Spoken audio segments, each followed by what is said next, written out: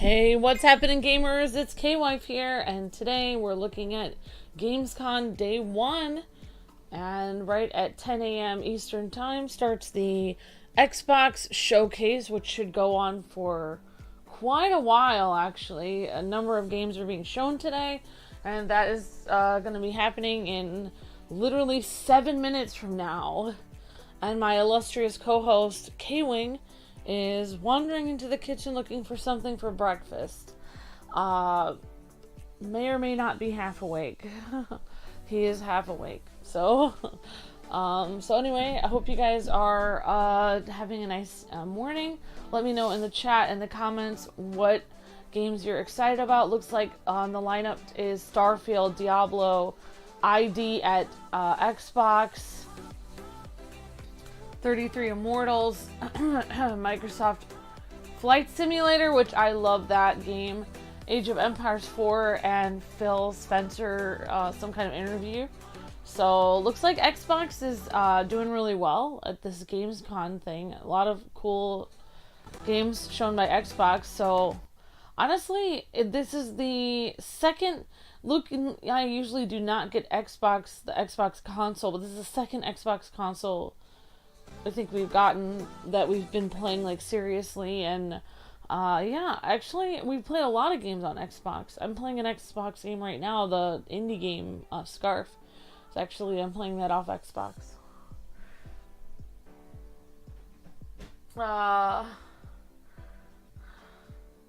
Will we be doing all the Xbox things? We will be doing at least day 1. I think we were planning on doing day 2 as well.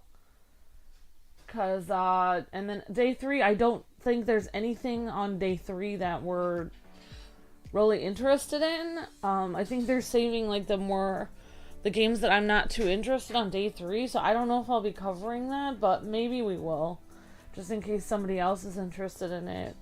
But yeah, I think the most interesting games are today. I don't know if it's confirmed if we're doing it tomorrow.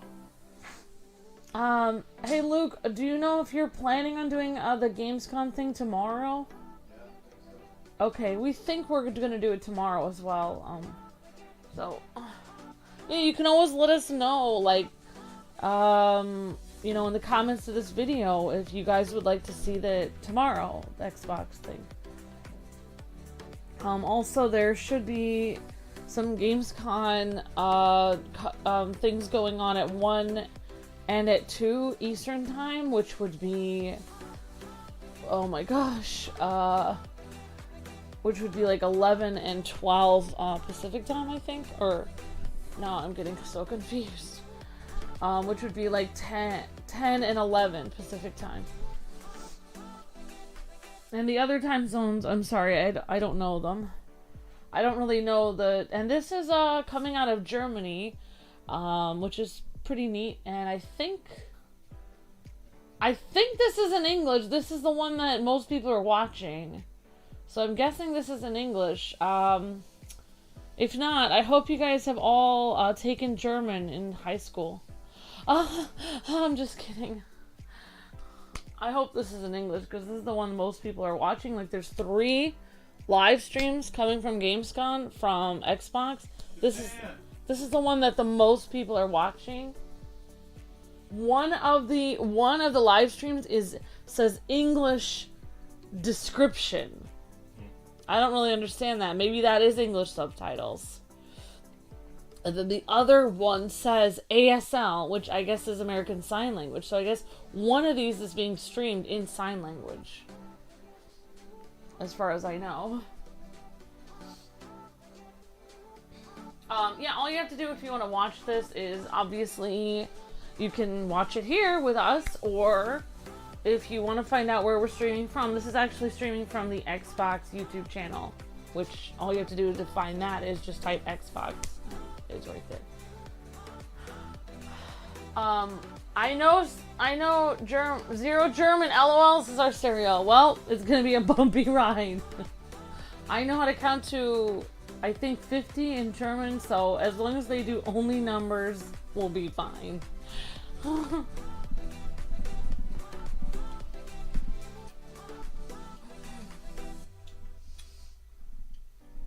Amy was gonna get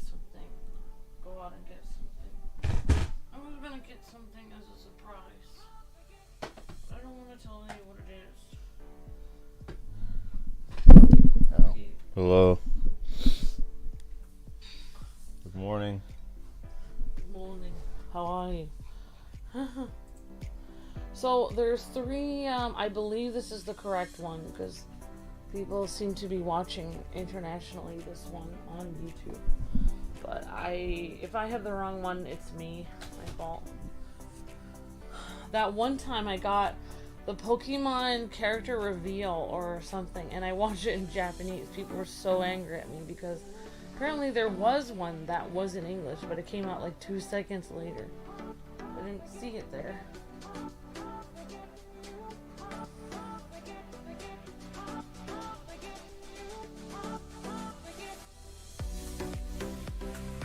Well, you know you're gonna have techno music if it's coming from Germany. I'm just saying. When I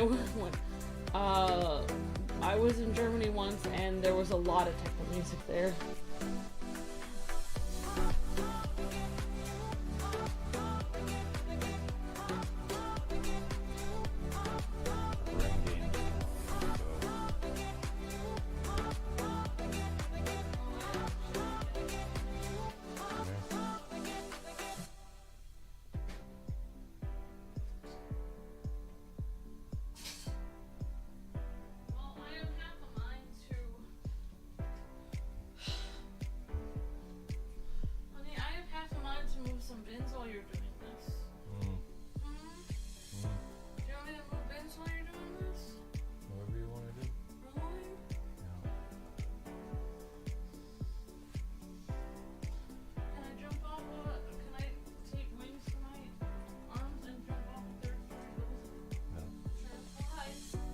Cat cam, here we go.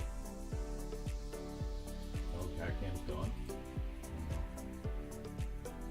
What happened to cat cam?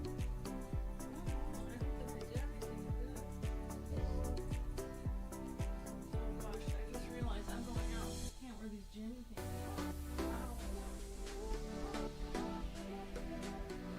I think cat cam got destroyed. Zelda erased cat cam. Yeah, she didn't like her image being exploited. She's gone.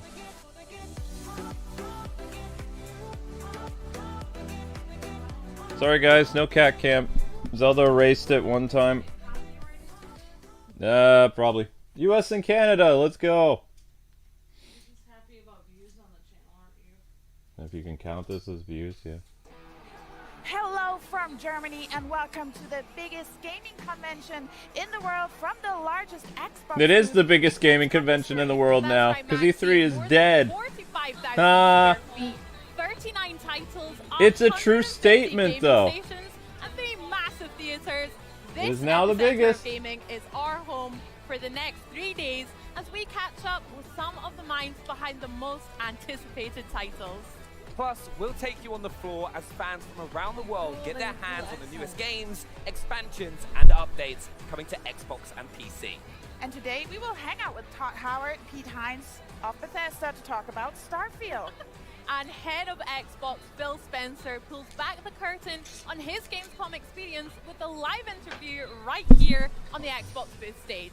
And Rod Ferguson from Blizzard gives us all the hot takes on Diablo 4. And we're also celebrating a big birthday for ID at Xbox. It was announced 10 years ago at Gamescom. Plus, we've got gameplay demos from games like Age of Empires 4 Anniversary Edition, which, in case you missed it, just last night had a massive shadow. Things that people are getting to experience at the Starfield Theater, which we'll talk about in a little bit, right? It's been amazing. You've seen everyone coming out there like super excited. And as you can see from the trailer, it is just stunning. Yeah. One of the most anticipated games, I think. I know. I'm so jealous of everyone that's already been in the Starfield Theater. Like, I'm going immediately after this. We need to go and see it. I also... They have a theater for Starfield. Age of Empires 4 finally on consoles. I love playing Age 2 on controller and things, so having fan favorite Age of Empires 4 now available is so exciting for Xbox Series X, S, and Xbox One too. Yeah, but we also got love for the PC fans, right? So it was our history untold with the first gameplay trailer that we saw back when we announced it in 2022.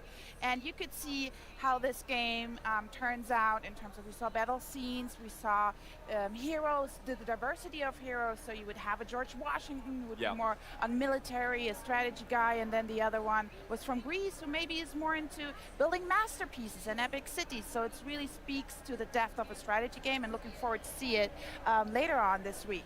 It looks awesome. And like there was so many like personal highlights for me from that opening night live as well. Like I'm a big Call of Duty fan, all right? So you might know of it. It's like, you know, we play every so often, but seeing Modern Warfare 3 for the first time after we already knew about the improvements that they've been making to like the movement and the increase of time to kill, and seeing that campaign for the very first time, and like seeing like locations that, if you're a Call of Duty fan, that you're going to know and love, like Prison, like seeing Dam from Verdansk, really exciting. Yeah, I can't wait for zombies as well. I love the scary, spooky elements of games like that. So I was really excited to see Little Nightmares 3 announced as well. I love the first two, so this one's really good to look forward to. I also loved, it's here on the shop floor as well, the Black Myth Wukong as well. I'm so excited to play that because I love games like Sekiro and Wolong. You just like hard games. Any game that's like that's difficult to complete, that's just you. I like a little challenge, but yeah. What about your personal highlight, Maxie? Yeah, definitely had a highlight, and that was the Sustainability Award. So we won Green Game Studio of the Year. It could be studio/publisher/company, and it's really about anything due to the core values that the company and Xbox brings to reduce your carbon footprint, but also how you built this booth, basically. What's up with reusable items? How do you set up the light? Do you use LED lights? And then the highlight of that submission, and basically how we won it, is the Developer Sustainability Toolkit that helps developers like 343, Epic with Fortnite to measure their energy consumption and the carbon emission. Yeah. It's also such a huge booth, so just seeing like all the stuff that's gone into it just to kind of like help that side is incredible as well. It looks great, and honestly, we've got so much to look forward to over the next 3 days, including some giveaways for you guys.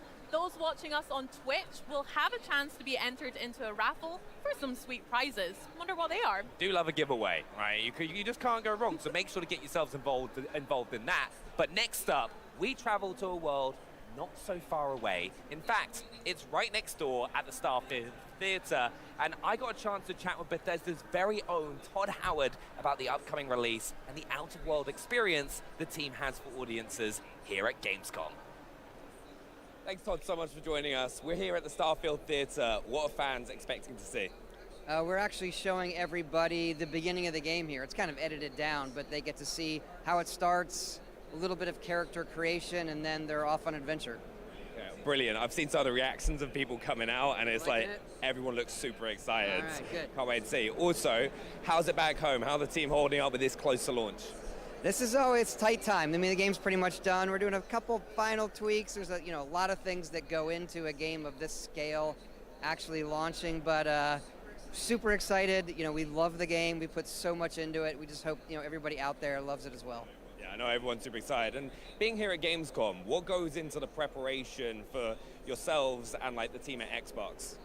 Well, you look at this booth, I mean, I don't know, you're asking the wrong person. I look at this and it's just incredible, the scale of everything. I don't think the camera can capture it. I'm kind of blown away. For us, we put a video together. It gets a little bit easier to make videos when the game is just about to come out because things are done. So honestly, our part was easy, super exciting to be here and see the excitement from the fans. It means a lot to us. Yeah, and you mentioned like the booth here is massive, but Starfield itself is one of the largest game undertakings that we've ever seen. What are fans going to expect when they get their hands on the game? Well, I think, if they played our previous games where you can kind of make the character you want and go do what you want, it's hard to express how big the game feels when you play it. Like, there's a planet, I can really land anywhere. And it is a game, even I will admit, that you sit down, you're like, I'll play for a half hour, and then 3 hours go by, and you're like, what? It's just, I like to say, can you run out of gas in space? These are questions that we want to know. The more it gives back.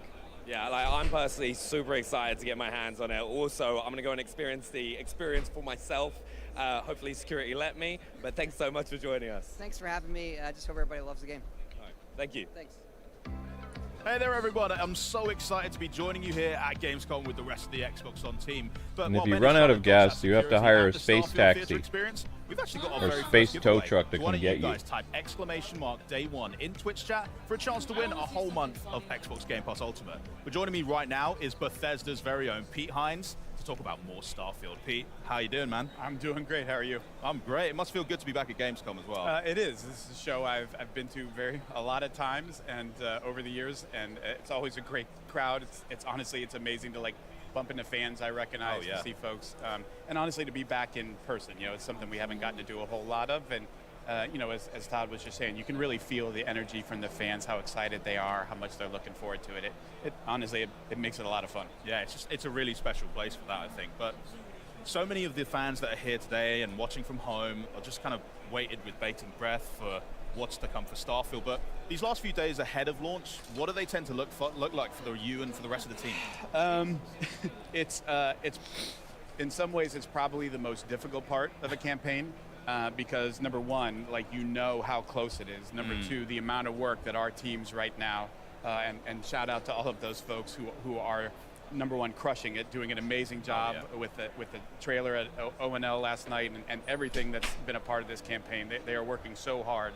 And you're also just sitting here where you've now given the game to a bunch of people, to press, to influencers, and you don't really know what they think or how they're feeling, and so it's a little bit helpless, so we try and focus on the things that we can control, and most of all, we're just so excited for next week and to get this into people's hands. I mean, I personally kind of love that confidence of being able to hand it off to press and reviewers and, you know, influencers fairly early for what most games marketing tends to do. Like, to me, that speaks like, we love what we've done with this game. It's now time for you guys to really have a go with it. Yeah, and if I'm being honest, like, there's really not an amount of time that I'm comfortable enough of, like, now you've played enough Starfield to get what this game is, because like I'm at 150, 160 hours on my current playthrough, and like, I haven't even come close to like, there is so much stuff I have That's gonna be me. not done.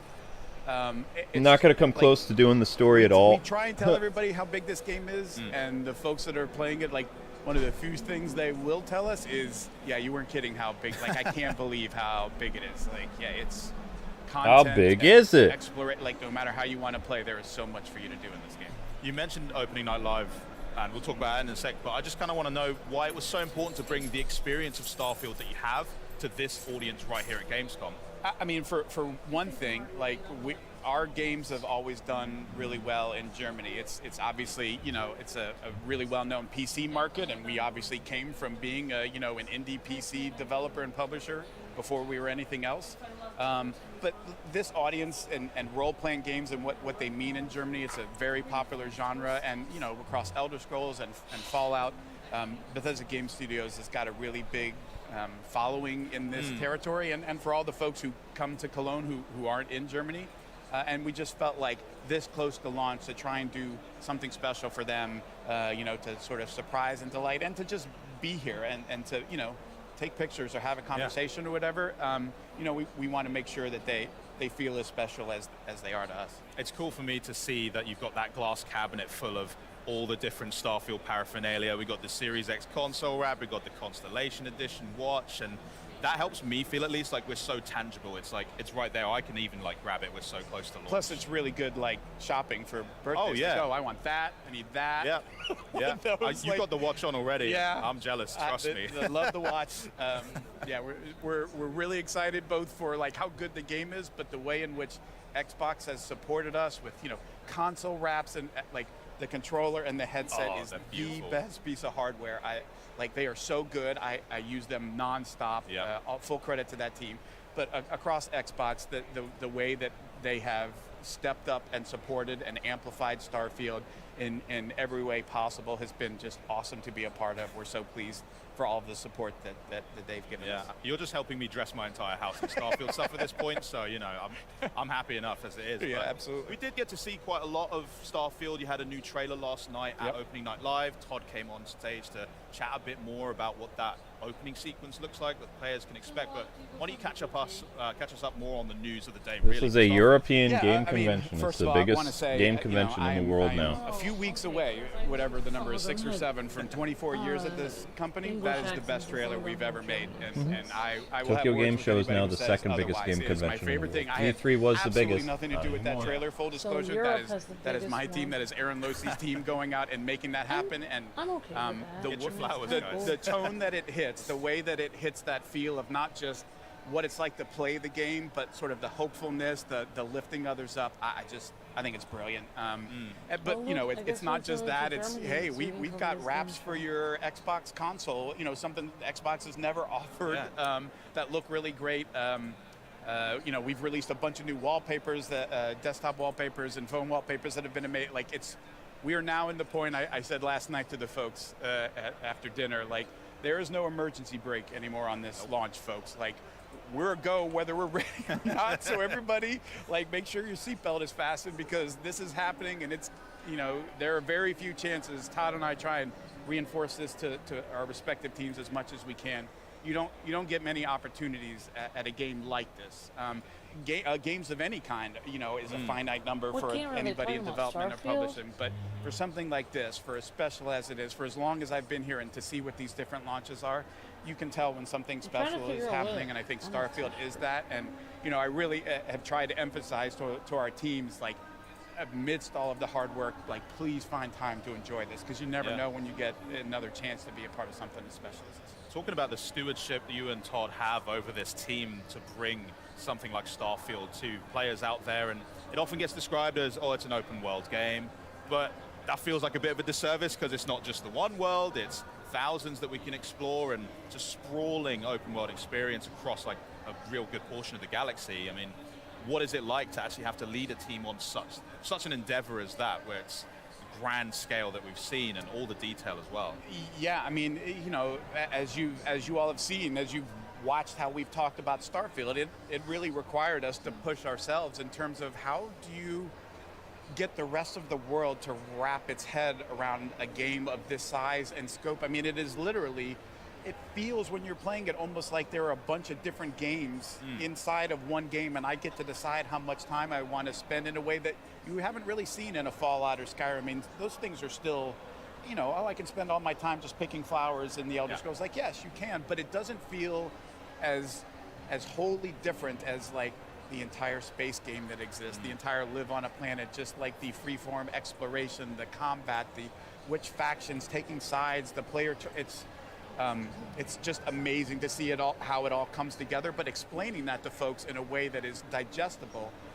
You know, it's how you end up with something like Starfield Direct, which, I mean, it's basically a feature film that we created just to explain to folks and to talk to folks about, not just explain what the game is, but do it in a way that I just thought was really authentic, and hearing from the people making it, how they think about both creating it, how they think about playing it, and seeing the way that resonated with players, I think was really special. One thing that really grabs me, I think, is the love that's being poured into like Radiant Quest systems, and just allowing those new and unique experiences for people to have, no matter where they are in the galaxy, whether they are just flying around in space, whether they are out there just maybe mining some rocks or looking at new fauna. Blowing up planets. It's a maybe really cool way to involve them in new stories that they perhaps weren't searching Can I randomly for, go but up now and they're punch being, people like, in the face? collided into, and it's Cute just if you could get juicy. some little You cartoons want to of dive yourself. And then because we made an irresponsibly and large like your anime picture was game, like in an we old take it to another level Gundam game or that something I where think, they and this is have, one of like, the a things I'm surprise looking look, for. We've sad seen it look ourselves. Like, I was people, just talking to a couple of folks from our depending Benelux on what office was who were like, you know, happening. they've both played, you know, about the A same little amount of square. time, like, you know, 40 hours or 60 hours, but their experiences were like, I know, my pants we are didn't covered do with any chemicals. of the same things at all, can like smell not it, even can't you? close, and just I'm gonna go outside with that, and try and to then eat the whole, like, locations aren't the same for every person. Like what you and I find going to explore this planet, I can't just tell you, try to you get should Luke go Burger here King and land for here and find this. Like, $11, which yeah, would've that been might not like be there for 3 you. Like, you orders get to of, find and like, have an 4-piece, experience that French truly toast feels sticks like plus 2 your own in a bacon, way egg, that and I think cheese folks are going to sandwiches, really enjoy and appreciate. which Yeah, I actually mean, we got a Burger, little bite of that Burger King, in the you can Starfield get all Direct, of like you that mentioned. I plus mean, an orange juice Jamie for Mallory like literally coming out and $11 at saying, Burger "Oh, King, which well, is hold my insane. sandwich. I'm grabbing them all here." And But it's I just, didn't get it out in does speak time. to that Breakfast unique is way over that at every player 10:30, can so it's. tackle I was whatever looking situation around they for do my come across. shoes, Even so just back down to character darn it. creation, and that jumping So off point of that's deciding, stupid. here's what I'm going to start off as. So hopefully you guys are I having a have good no day. idea where I'm that gonna be journey is going moving to take Vince me and out how of it the might house, change me and as a Luke is player, gonna be me as a sitting character here in this game, and it's all really I don't want to say fascinating. mindlessly What are the watching, sorts of but... ways that you tend to play it? I mean, I know you've And you've he's gonna poured try to into get time like now, a little but picture of Zelda for Cat when Cam, we're in for this the phase thing. I don't and like know leading up, I don't play like I would. Like I don't play like I'm about to when I get back home. Where like, okay, now I'm gonna start like this. I'm gonna go get you got a job to do right now. Yeah, up to this point, it's been Bethesda's character, and sort of the way I've approached it is sort of testing. I mean, I've been doing this for a long time. I've been interacting with our players playing Bethesda Game Studio stuff for a long time, so we know how they think. And I talked to Jamie after E3, and she's like, I don't get this. Like, why is this such a thing? And I said, Jamie, what you did is you tapped into the silliness factor that like you sort of tend to forget. Like you talk about Starfield, and yeah, but it's still fun. Like it's supposed to be about fun, and you put your finger sort of right on the pulse of the kind of nonsense that our players love to get up to, because we make a game that is about freedom, right? Like we embrace chaos. We give players more freedom than I think in a game like this than people really dare to in their games. Like that's part of what makes Starfield special. I can't wait to make a little that creates space situations that we have to do a lot of work to make sure like this doesn't break, this doesn't hopefully create I problems. can make man-eating plants. The payoff for that and like what players are allowed to do, like wait, I can do this, like I can spend all my time doing something as ridiculous as this. Yes, like if that's what you want the game to be about, that's what you should do. But we want you to go and push and try all of the different ways, because it's really not about like our story or how we want you to play. It's about how you want to play. So when I play, I spend time like, I'm going to spend a week and not land on a planet. Like, what's it like to just be in outer space, spend all my time in outer space, landing on star stations, derelict ships, doing all this stuff. And then I'll be like, okay, now I'm going to go land in this city. I want to raid other people's ships and steal their materials. Not leaving the city. Like, how many I want to have a pirate flag on my ship. And I'll get to decision points where it's like, look, you're about to like. I want to evade my taxes. Can I do that? Save and like, I'm going to play this way, and I'm going to go 2 hours down the road just to see like how does that feel, and then rewind and play it 2 hours. I want to go blow up a space DMV. I want to know, like, is that possible? Expect? How does this? And just trying to do that in as many ways as possible. Just land on a random planet and just start walking. Like, what's this like? How fun is this?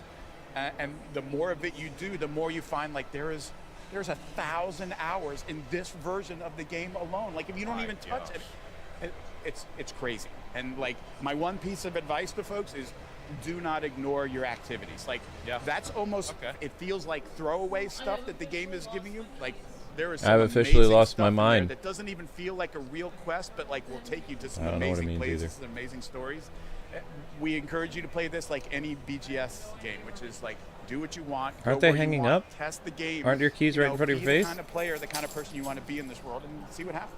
Bye, QP. I get chills thinking about what I'm going to get up to. It's going to be a lot. We cannot wait to see all the stories and how people. 4 hours of people talking in tight jeans. I got one more question I just have to ask you. Okay. I know you're a fan, but are Arsenal going to win the league? Yes. You heard it here. Thanks again, Pete. Remember, though, you guys can play Starfield day and date on Xbox Game Pass and PC Game Pass starting September 6th. But if you can't wait that long like me, early access is going to kick off on August the 31st with the Digital Premium Edition, Digital Premium Upgrade, or the Constellation Edition. But coming up, we've got Blizzard here to talk Diablo 4. We're celebrating 10 years of ID at Xbox titles, and Phil Spencer himself is going to stop by and talk new releases and what he can't wait for. So this is basically like Xbox's Nintendo Treehouse. Ooh, now it's time for a commercial about Starfield. Go anywhere. I'll follow you from here on out, Captain. Do just about anything. Although if this game was realistic, you would be waiting in space for a space tow truck.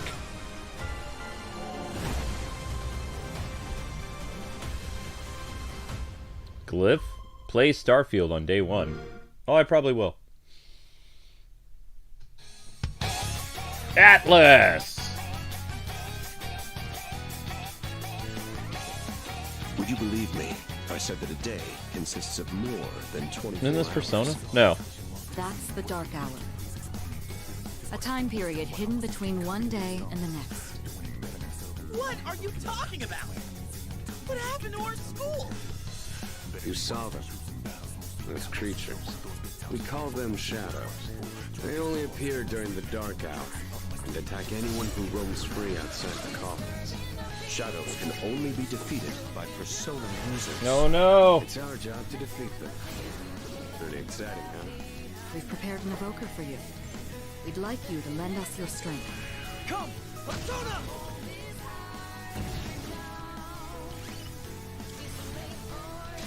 Let's do it.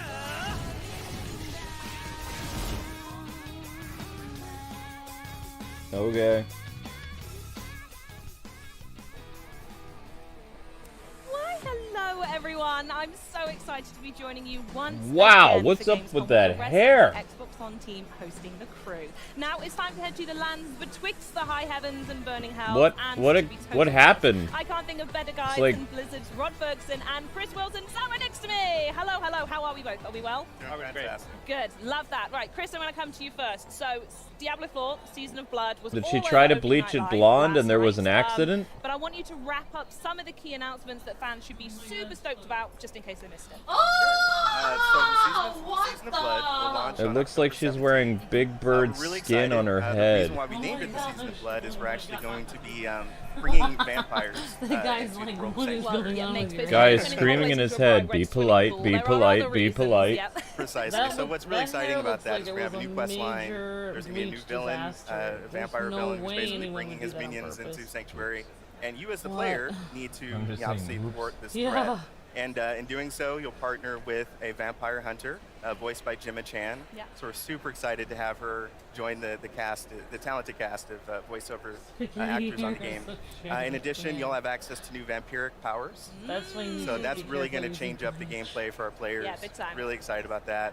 New legendary weapons and items that you can collect. Yeah, new the hunt uniques. begins all over again to find them, huh? Precisely. So super excited. October 17th will be a big day. Brilliant. It's going to be so good. And Rod, I hear that on top of everything else you've got going on this week, that there's something that you brought specifically to the show here, and that's a trivia question that you want to pose to Twitch chat, which, by the way, Rod does have his eyes on chat. I think he's very distracted. So if anyone wants to pass a message on while you're doing this, I know, it's then very go for distracting it. to watch the chat go by as we're talking.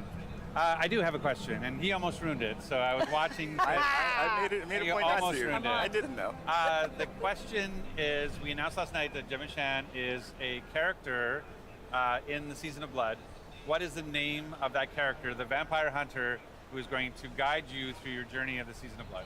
We did get close to that then, huh? We did. Yeah, well, maybe We did people get- weren't listening. I Maybe dodged it's it. I figure dodged it out. There you go. Well, the people, someone who's going to get that right in chat is actually going to be winning an Xbox Series X Diablo 4 Nice. console. Awesome. So don't mess about with your answers. If you want to win it, put the right one in chat for me, please. But Chris, we're going to go back to you now again. With Season of the Malignant in full swing and thoroughly on quick resume on my console as well. I want to know, with the approach of Season of Blood coming up, what have you learned Lovely so name, far from the Season reactions of of Blood. this first season? So player feedback has been very important to the team. So throughout development, and obviously as we kind of got through launch, we've been very keen on understanding what are the emergent themes, what are the things, the pain points that players are experiencing, and how do we I'm trying to fold be those nice, but fixes all I'm into thinking our about I is just wonder, So for season how 2, people there are a number with of quality of crazy life hairstyles and, improvements that we'll after be have adding, in addition to all the really cool content. how do they fit So a into few normal examples, society after the inventory game's space kind of with been gyms in over? particular has been Probably wears a I hoodie. do find myself going back quite often going, I like these, I would do something with them, but you just need to get out from them. I Exactly. like picking up everything. Even when I get to high level, I'm not just picking up the yellow stuff or the red. I'm getting She everything. definitely likes Yeah. to stand out. Yes, we'll be making some changes there to make that easier for players. People to do that manage. want attention. Similarly, there's some improvements around our resistances system, like how we Okay. manage resistances and vulnerable for players. An So yeah, just always explosion of trying to look to mangoes. improve. So this is take Diablo stock they're of the showing things that currently. are pain points, and how do we make that better for the future. I think the renown system is something that's a real great example of that as we go through the different seasons. You know what's So a better way at to launch, stand the out? renown Being system, which good was at your like go job. do all these different things in the world. And your Well, making when quality at launch video. we intended for you to But do looking everything for every those. season. Look how casual Well, we these heard guys lots are of dressed. feedback They're in the like, hey, preseason, we're oh, we normal. don't want They to don't find the need to altars of stand out Lilith. Oh, because we don't they want to clear stand the out map by the again. game that they So made, for which season is, 1, we made a they fix, did a and good now job in their you work. took that with you. Now during season 1, we're hearing like, oh, we don't like.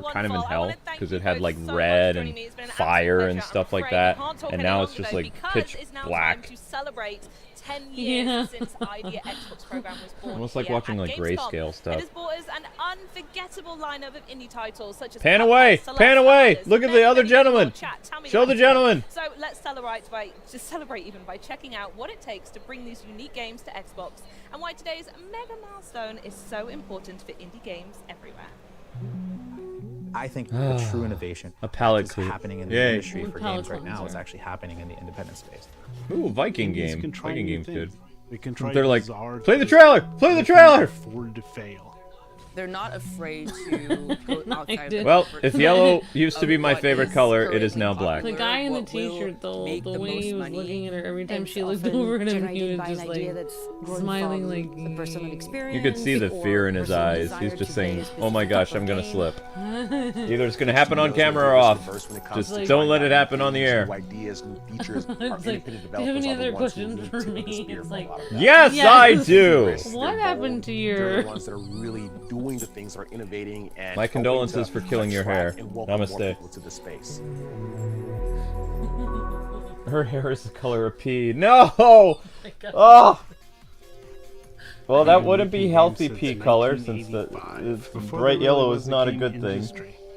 Back in the day, Yeah, the indie scene yeah. was shareware. Okay, You let's put focus. shareware on Focus. floppy disk and you get it out there to as many people as possible. You could always make games, but getting them in front of It's people like that is always moment a problem. with her. There's a lot What to is that? do Along because Came true Polly, indie where developers she are shows him this responsible book for and the it's game, about the boy with a obviously, and nub then for an also arm marketing to and teach kids not to PR use fireworks. and And he's like, distribution. I just have one all question. came It's with like, this kind what of exactly were you old-school mentality that thinking? you needed a big publisher. You can't build your own team. Oh my gosh, I all of need this cat. mindset I'm actually angry because her are hair is like thinking a very little bit too long small. And I you think a know, lot of that changed used to look in the probably early healthy 2000s before she with did the that to rise it. of things like So the Xbox a lot of program people and have trouble Steam growing and their all hair this out, stuff. so I'm It just was kind of really a angry that she different would time. take her beautiful long We hair and were do just that. at the That's what I'm angry dawn about. of digital downloads. And Her today, hair's it probably just seems angry like at her hard to even too. imagine that there wasn't a world where everything was digitally downloaded. But Xbox Live Arcade Ooh, clearly history of showed that, Xbox Live digitally Arcade. Let's downloading go. Games was like an amazing way forward. The first games There I we worked go. on for XBLA were Joust, Robotron, and I remember this stuff. This is let's developers move saw away from that. amazing So this is Xbox Live Arcade, I the can make a OG. game for a couple dozen Yep. megabytes and sell I it remember that game. directly to consumers for $5, $10, How are we gonna- $15. Oh wow, look at that retrospective. I remember some of these The games actually. popularity vastly outstripped anything that Microsoft ever expected. When it started the Xbox program. Live. They thought it was going to be kind of cool to have some neat downloadable arcade games or puzzle games, and what they got was some of the most like innovative and progressive independent games that have ever been created. Yeah, You saw I love games that like one. The Castle Wolf game. Crashers and Braid and everything else just explode. Was actually happening faster than Microsoft. Yeah, but could Xbox Live really Arcade isn't respond really to it, around anymore. It's on just Xbox 360. Game And Pass as now. we got into the Xbox One era, we realized, we needed to take the next step for maybe independent Xbox developers. So I was one of the people who helped co-found the ID program. No, that was the name of their 10 years ago, online service. We were seeing an opportunity where more independent developers could actually bring their games without having a publisher. Back in the day, it was really hard to get dev kits. To get games on Xbox, developers needed kits. And so we made a commitment early on that every developer was going to get access to 2 dev kits at no charge. We knew if we could do those things, make it easy to ship. And now we know how it was so easy for Xbox to make so many games. We knew that we would be giving Xbox players access to Nintendo this hardly gave amazing anybody dev variety of kits. content, and we knew that Xbox players would respond. The next thing was to go to Cologne and announce it. Here we are. It's that time of the year again. Cologne, Germany for Gamescom. My favorite time of the year. Oh wow, and they were. We had, like, 2013 more is than when they were 1,000 actually doing people apply Gamescom in stuff, the first like hour after we streaming announced it until or the videos. website crashed. Wow. I think the big thing that we understood by the end of the show was like, oh my gosh, we have so much work to do. Xbox is a real go-getter. They work very hard. We wanted a program that made sure that people who we had never heard of would be able to come to Xbox and have fantastic success. And so whether you were They're a like the long-standing Saban of the developer, video or whether game you were world. like, Oh my gosh, two they brothers in are. Canada who Mhm. had like a bonkers idea to hand draw every frame of a video game, we wanted to make sure Xbox was there for Try to you. go to the Our original team started off and then with try to my get brother rid of some of the Jared mail and in my Howard, car, and then always I'm gonna wanting to make a try to come back and get some wins. And as we got through some initial Which ideas and time some should I be initial back concepts here and to do how the the next game was going to Xbox go, things? They have one at- we pulled they have- in or my the wife, next Maya game, they have one at Moldenhauer, 1 and o'clock we and one started at as this 2. small, Probably do the one tight-knit at 2 team o'clock. and I expanded could from there. probably do the one at 1. Studio MDHR at the time, But if I was somehow a am late, then I'll wonderful just do the small one at 2. family based in Canada who had this amazing game. They had a vision for a game that's unlike any game anybody's ever made before. You can say, oh, there's been run and gun games before. There've been hand-drawn games before. Cuphead Showcase. Nobody ever thought to put them together the way they did. Cuphead. The art style of Cuphead was influenced heavily by the 1930s rubber hose cartoons. So we took that art style and married it with the retro games from the 1980s era that we grew up and loved. Marrying those two together, Cuphead was the byproduct. The game is so cute, it's beautiful, it's also very challenging. It was less a choice of us wanting to make the game hard just to make it hard, and more of the fact that Cuphead had to be hard to be a fun game.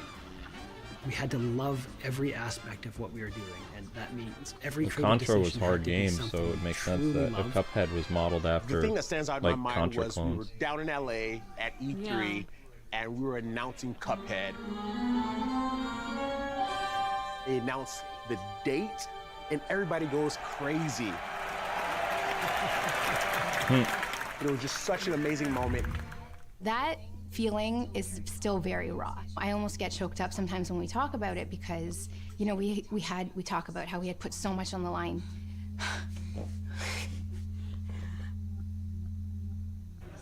To step foot on that stage and not know whether or not we would ever even make our money back, whether or not we would ever be able to make another game, to see the fans' response to that announcement change the course of our lives.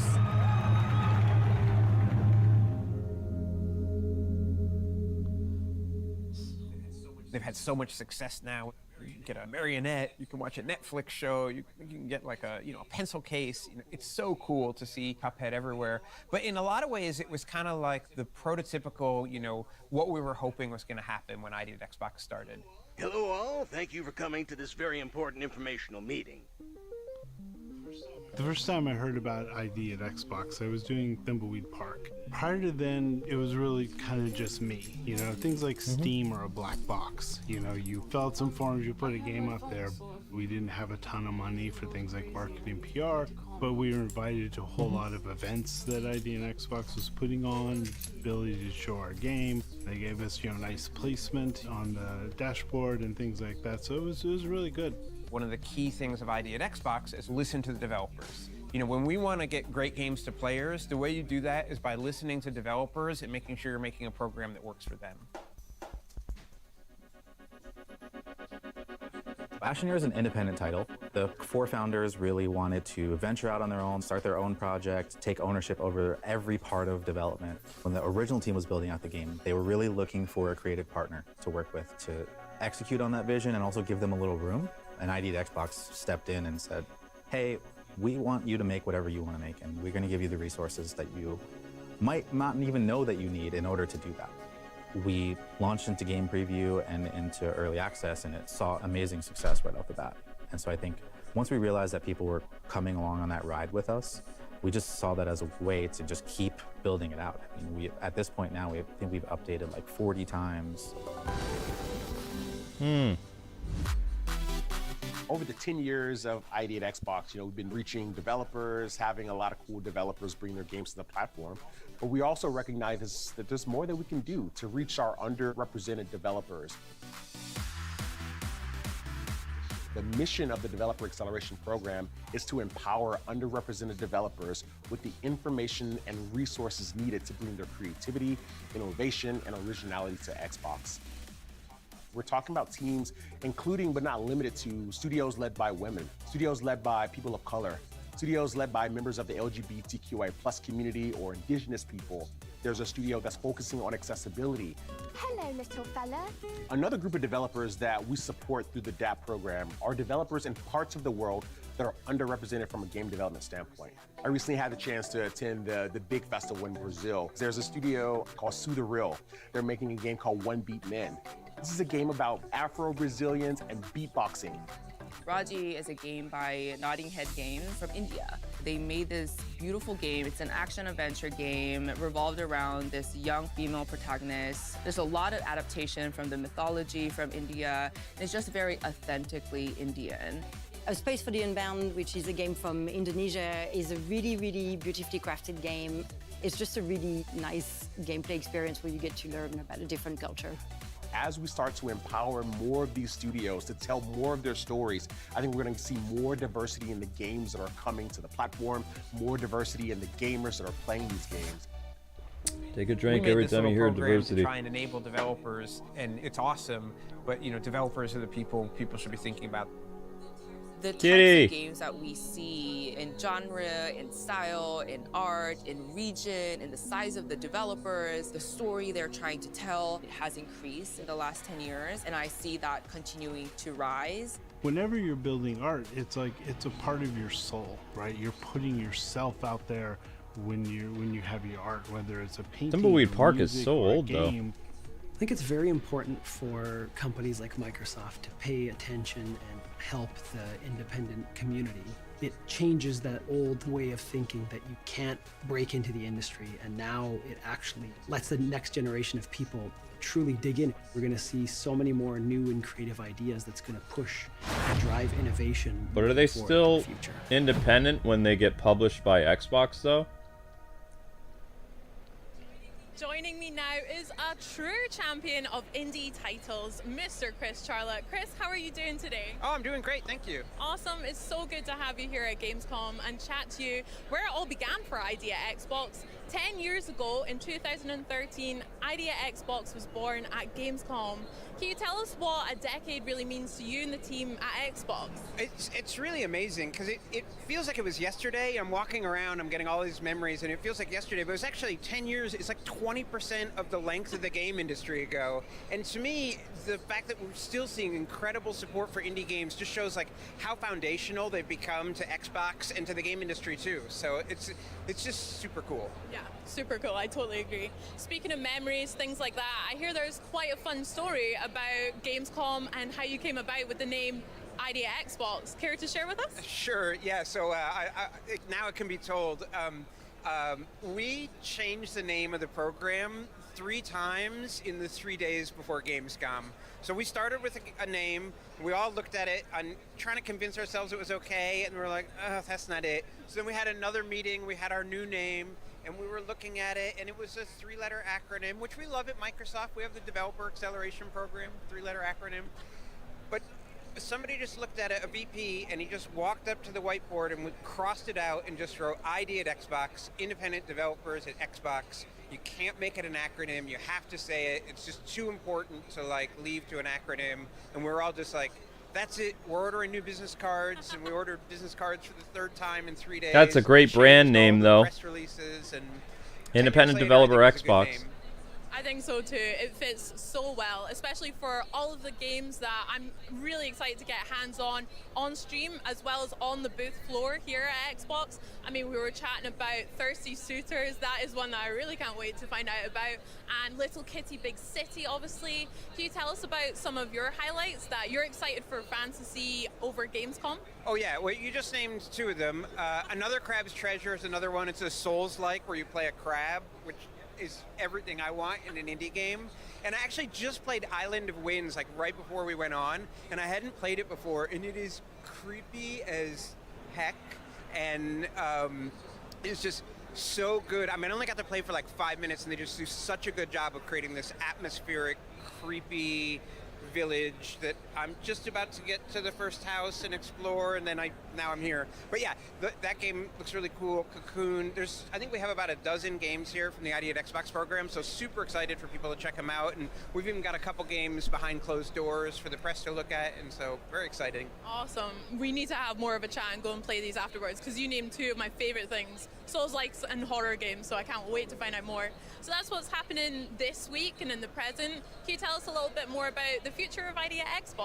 Yeah, so I mean, Idea at Xbox has always been about empowering developers, and at GDC we announced we were going to make a couple changes to just try and do that better, always trying to improve. And actually Monday we launched a new portal for developers in the Idea at Xbox program. If they go to their dev portal, you have to have an NDA and all that kind of thing.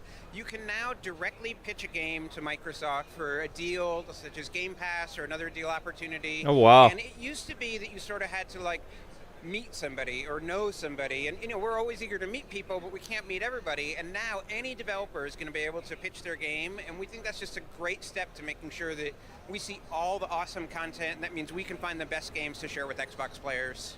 sounds great. Definitely more accessible. I'm going to check out how to sign up as well. Where can developers find out more about that then? Yeah, if they just go to xbox.com/ID, they can learn all about the program. And if you go to our YouTube channel, you can see lots of cool games. We all love cool games. Well, Chris, thank Yeah, but you indie so much developers for don't chatting make with as us. much money We'll as they catch up used over to some if games Xbox later. is We're gonna basically find out the more person about 32 publishing everything Immortals for later them. today as well. Indie developers used to make a lot of money when it was just them releasing their game. You put a publisher into the mix or somebody as big as Xbox, you're going to get First, let's have a look at way how less cut. Xbox's Steam World build and Worldless. You see all those stars up there? That's where we'll live once we escape this world. At least that's what an indie developer told me years ago. I'll show you, hon. First, how about we build us a nice little Of course you get your stuff published though, which is great, but you know, you're going to have to give Xbox a whole lot of money compared to if you just found a way of releasing the game yourself. You would get to keep more of the profits, which is how indie developers were able to compete with big corporations like Nintendo and Xbox and Sony back in the day. Make sure we get all the resources. How will we do that, Pop? We're gonna find all we need deep in the mines.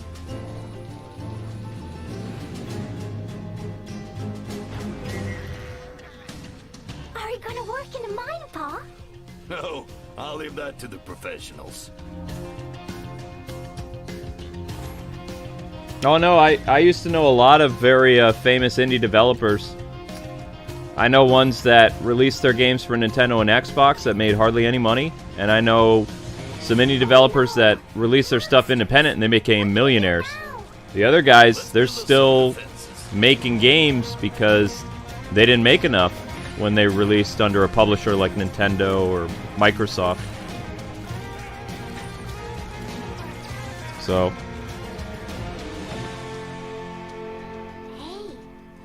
What are they doing? They're collecting pieces. it's just how it works. Wow!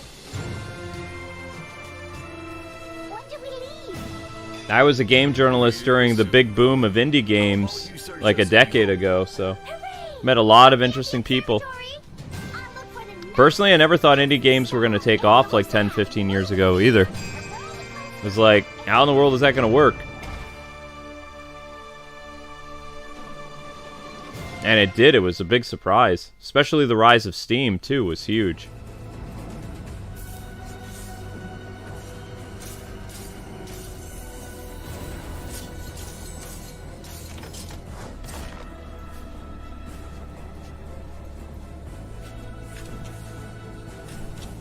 Of course, not every indie developer that ended up becoming a millionaire was a good person. There was one guy in particular, he made one game, and he was pretty mean in the game industry. I'm trying to remember his name. He was all over the place for quite a while. And the game he made was okay, but for whatever reason it went viral because of like YouTubers or something like that. And he was very particular about what consoles he would release it for, too. Gamescom, it's Melly, and I'm so excited to help host this massive Xbox booth. We've got so much in store throughout this show, and I can't wait for you to see it.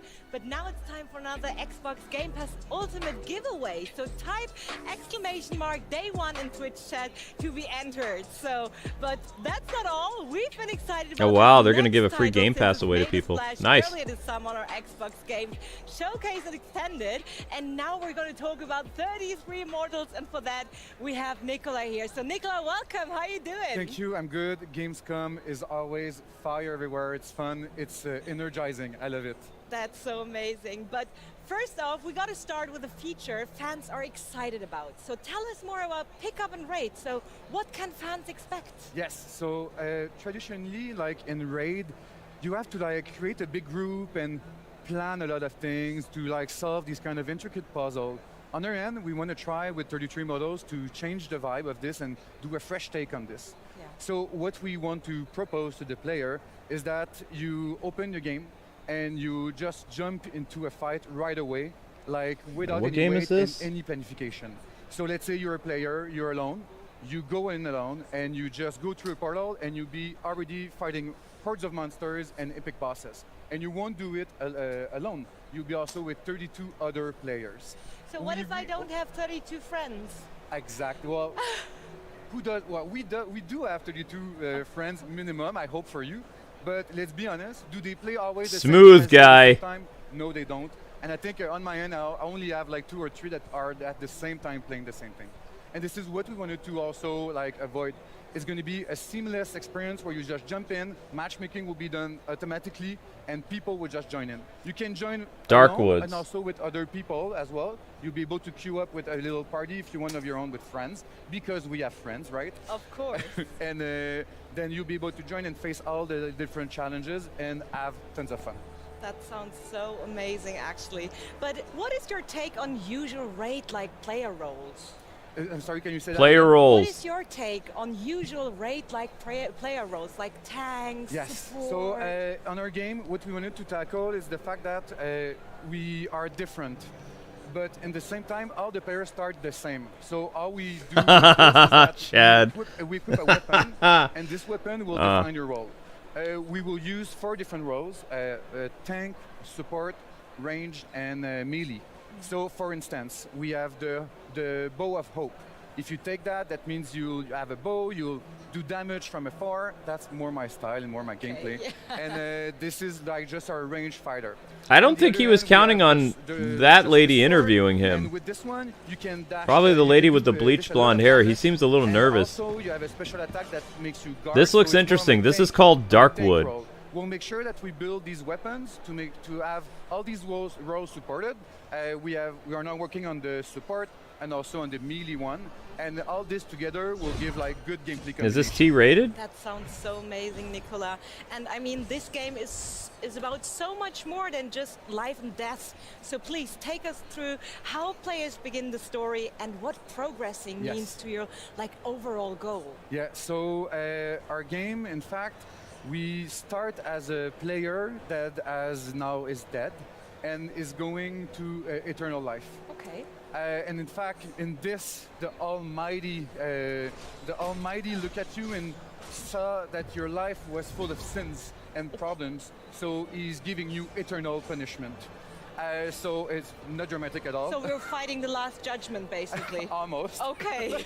So then, when you go into the game, we took inspiration of the Divine Comedy by Dante Alighieri, which is a poem from the 14th century, an Italian poem. And you start in the dark woods, this place where all the players will gather, and you're this like wandering. Is he basically doing Dante's Inferno? Come and you just don't wait for your eternal life. You want to challenge the Almighty. So you'll take all these players with you, and you go to the gate, and you go through Inferno, Purgatorio, and then Paradiso, while facing tons of like monsters and epic bosses. And then after that, you will go through these things. Not only does she seem nice, but unlike the other interviewers, she's actually interested in the game that he's talking about, as well as she's pretty knowledgeable about the game that he's talking about, where the other girls, I don't even know what they were talking about half the time. This lady actually has knowledge. We have like a perk system. You can tell she's a gamer. That will affect your weapons, your stats. Mustard-haired lady was not a gamer. She was just reading off cue cards. She's actually... I was a game journalist that interviewed people for a decade. She understands the source material that she's talking about to him, the game mechanics. She's asking questions that haven't been asked about the game. Nicolas, can you tell us a bit So, more where the name she did her homework. Yes. That's a good reporter. Three more lows. We at the beginning of the game, the development started in 2018. And see how she looks interested? She's not faking interest. Have a brand new team that will take care of this game. She actually plays game. games. It's something different that we did before. So it started with 3 people, and now we're 22, which is pretty nice. And at the beginning, we wanted to have we wanted to have 100 players. We were a bit dreaming. Of course. Which you is have good. to dream big, right? And then you condense it to something more manageable. Exactly. See? Listen to the follow-ups. And realizing what we need to make sure that this is actually a very good interview. Nice and enjoyable. And also by discovering that in the Divine Comedy, that's a rare thing in gaming these days. Somebody like her is rare. CHAANTS. then we realized that, oh, maybe 33 is the magic number, and it was the perfect number of I'm players, interested in and this then game now, it created actually. the 33 Immortals title. That is such a cool story. Thank you Yes. for sharing it. And can you tell us a bit more about the art style? Because it's not only fun to play, I bet, it also looks amazing. Yes, so in fact, at Under Lotus, Now we they're talking are about the aesthetic. Renowned, I think, I'll say renowned Yeah, of course. to do beautiful and crafted game in 2D art style. Yeah, which is it's for always important animation that and all the all interviewee scenery everywhere. or interviewer always understands what the game is about when asking questions, because you can bring the developer's comfort level up and then they can share more about the game. Instead of just, you know, she has cue cards, but she's bringing up important points that probably aren't on those cue cards. It's a challenge, but we did it, and we're very proud of what we have right now. Very impressive. You've been working on it since 2018. That's Yep, she's engaging with the developer. Yep. We'll be launching soon. That's the sign of a good interviewer. Look there, look at the trust. Not so much. In fact, it was more a matter of having not so much people, and then it takes time because you're not a big team. And the team got bigger. It's nice. Now we're 22. We're super happy. But Asking him about his size of his team that worked on the game. And yes, there was some changes Talking about how impressive that they are doing with the game. This is all great interviewing skills. That sounds so amazing. So Nicolas, finally, when can the community get their hands on the game? So when can we start playing? Yes. So we're When she looks at the cue card, though, she kind of messes up. So a lot of her questions are very natural. Whenever she looks at the cue card, she stumbles a little bit. So she's going off script. And players, please all come in, go subscribe on 33immortals.com, and you can join our Discord as well to join the community. And it's going to be great. We need people. We need feedback. We want to do. I'll give you feedback. I want to play. For the people, and it's going to be good for us to just make sure that we balance everything out properly. Early next year, it's going to be great. 2024 Darkwood. Darkwood. Later next year as well. That sounds so amazing. Nicolas, thank you so much for being here and for sharing all the information about 33 Immortals, and I really can't wait to start playing myself. Honestly. I will. I was just taking notes, and you will see me on the Discord, trust me. Excellent. So, we've got more in store today, including a chat with Phil Spencer, new updates from Microsoft Flight Sim, and a world premiere you've just got to see. But first, here's Benny with a quick look at the Xbox booth tour we've got coming up tomorrow. That's a professional. Largest Xbox playground. At more than 45,000 She's good. square feet, this More of her. only 4 times the size of what we brought last year, but it's also the ultimate I don't know. Try to rewind it and see who she is. I don't know. We've got a lot more in store tomorrow with a full Excellent booth tour. interviewer, though. Here's a taste of the booth experiences you just can't miss. The first thing everyone will see is the huge Starfield experience towering over the booth. This is a 300-person theater where fans will be able to experience the opening of the game for the first time ever. Forza Motorsport has the best parking spot in the booth. I like Forza and fans will be able Motorsport to see a lot. super fast German sedans race around Spa in a Builders Cup career demo. We're also celebrating Porsche's 75th anniversary with a beautiful Taycan and 6 custom Xbox Series X consoles. We just shadow dropped it at One Night Live last night, but fans here don't need to miss out. We're giving them a chance to play Age of Empires 4 on console with a controller.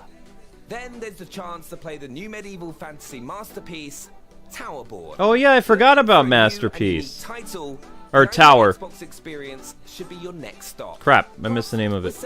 I heard the developer, but I... Year anniversary. Then it's Cyberpunk 2077's turn to WoW, with game stations featuring the new expansion, Phantom Liberty. Now here is a selfie that I thought I'd never take. Leave it to the Elder Scrolls Online to shake me to my very core. And right over here is where you can get ready for takeoff with Microsoft Flight Sim. Plus, fans of the Zone can finally get their hands on Stalker 2. Want more booth action? Stay tuned tomorrow when we walk the floor.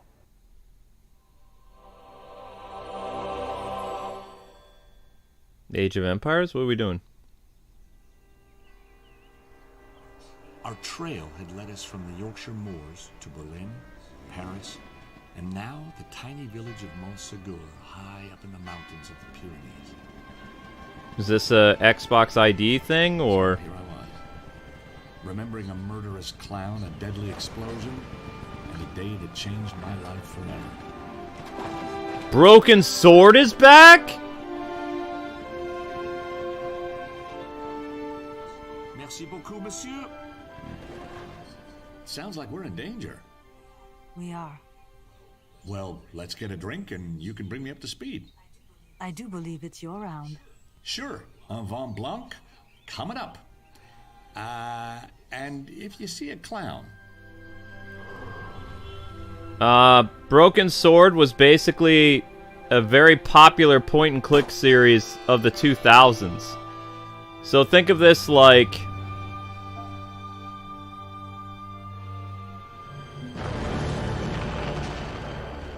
Yeah, there we go.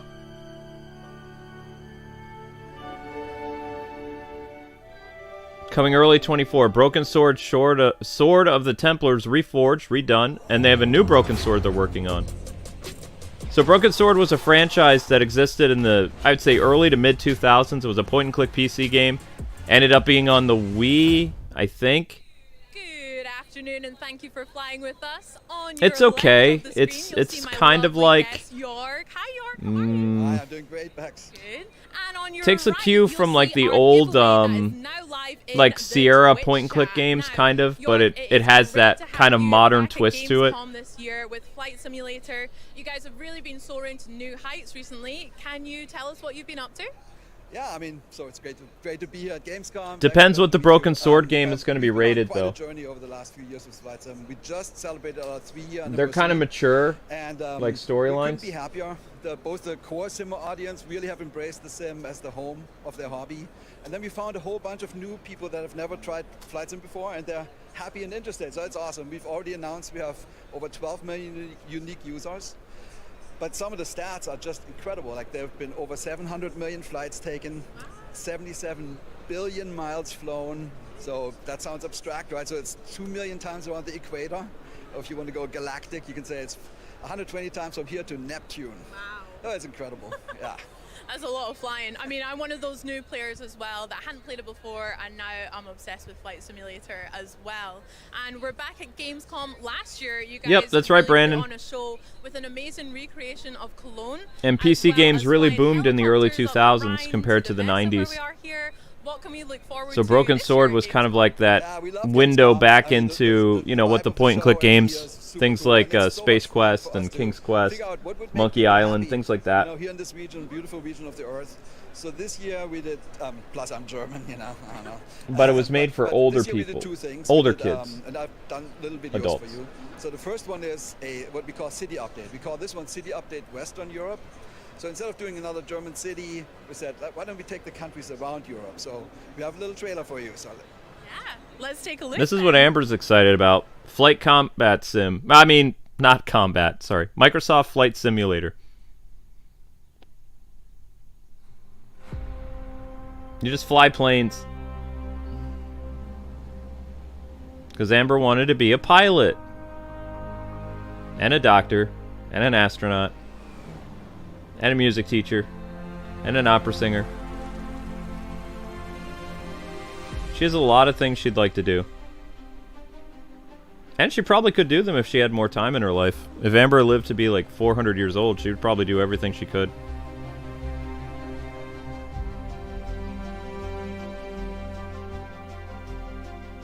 Wow, look at that. Now you can actually, I believe, buy like a pilot stick for this thing and a throttle. So you can really experience what it's like to fly these planes, but that stuff gets very expensive. But you can go all over the world and basically fly an airplane, land the plane, take off. And I thought there was like the ability to play as jets, like fighter jets as well, but Microsoft Flight Simulator. Jorg, that was so pretty. I'm always blown away with Microsoft Flight Simulator's ability to recreate the world so accurately as well. But you mentioned 2 videos for us. What else can we have a look at? yeah, the second one is it's near and dear to my heart. So There's a long history of aviation in Germany. It goes way back. Wait, to the how can it be the Zeppelins and stuff. 40th We've explored anniversary? some of this in Flight Sim already with the Junkers F-13, which was the first Hang metal on. passenger plane. The Doge, that was the first one that crossed the South Atlantic. Then the Junkers U-52. But when you grow up in Germany like I did, there's one plane that stands above them all. It's a real, you know, pinnacle of German aviation, and it's called the Do-X from Dornier. We have a trailer. Let's look at the trailer then, the Do-X. 1982? How? I never remember the first Flight Simulator. When was Flight Simulator 2?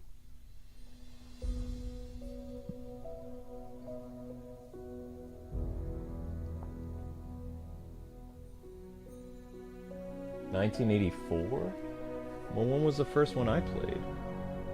Flight Simulator 5?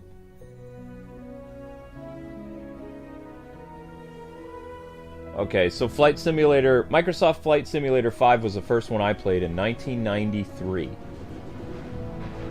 Oh my gosh.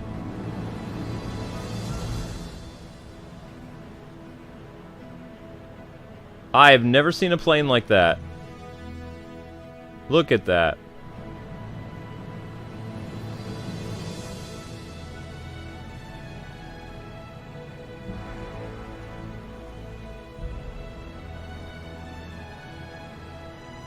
$1929? That thing looks wicked old.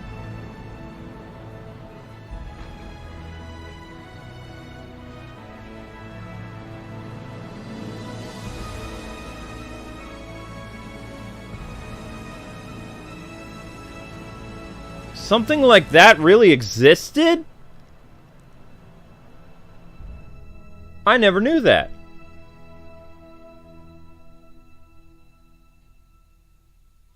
Oh my goodness, I can't believe they could fly something like that. I mean, those wallpapers alone are fantastic.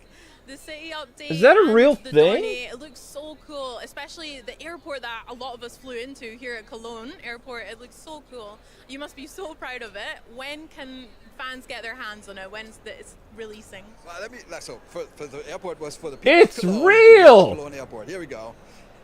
Enjoy. Yeah, so just about the Do-X a little bit more. So it was designed by famous aircraft designer Claude Dornier.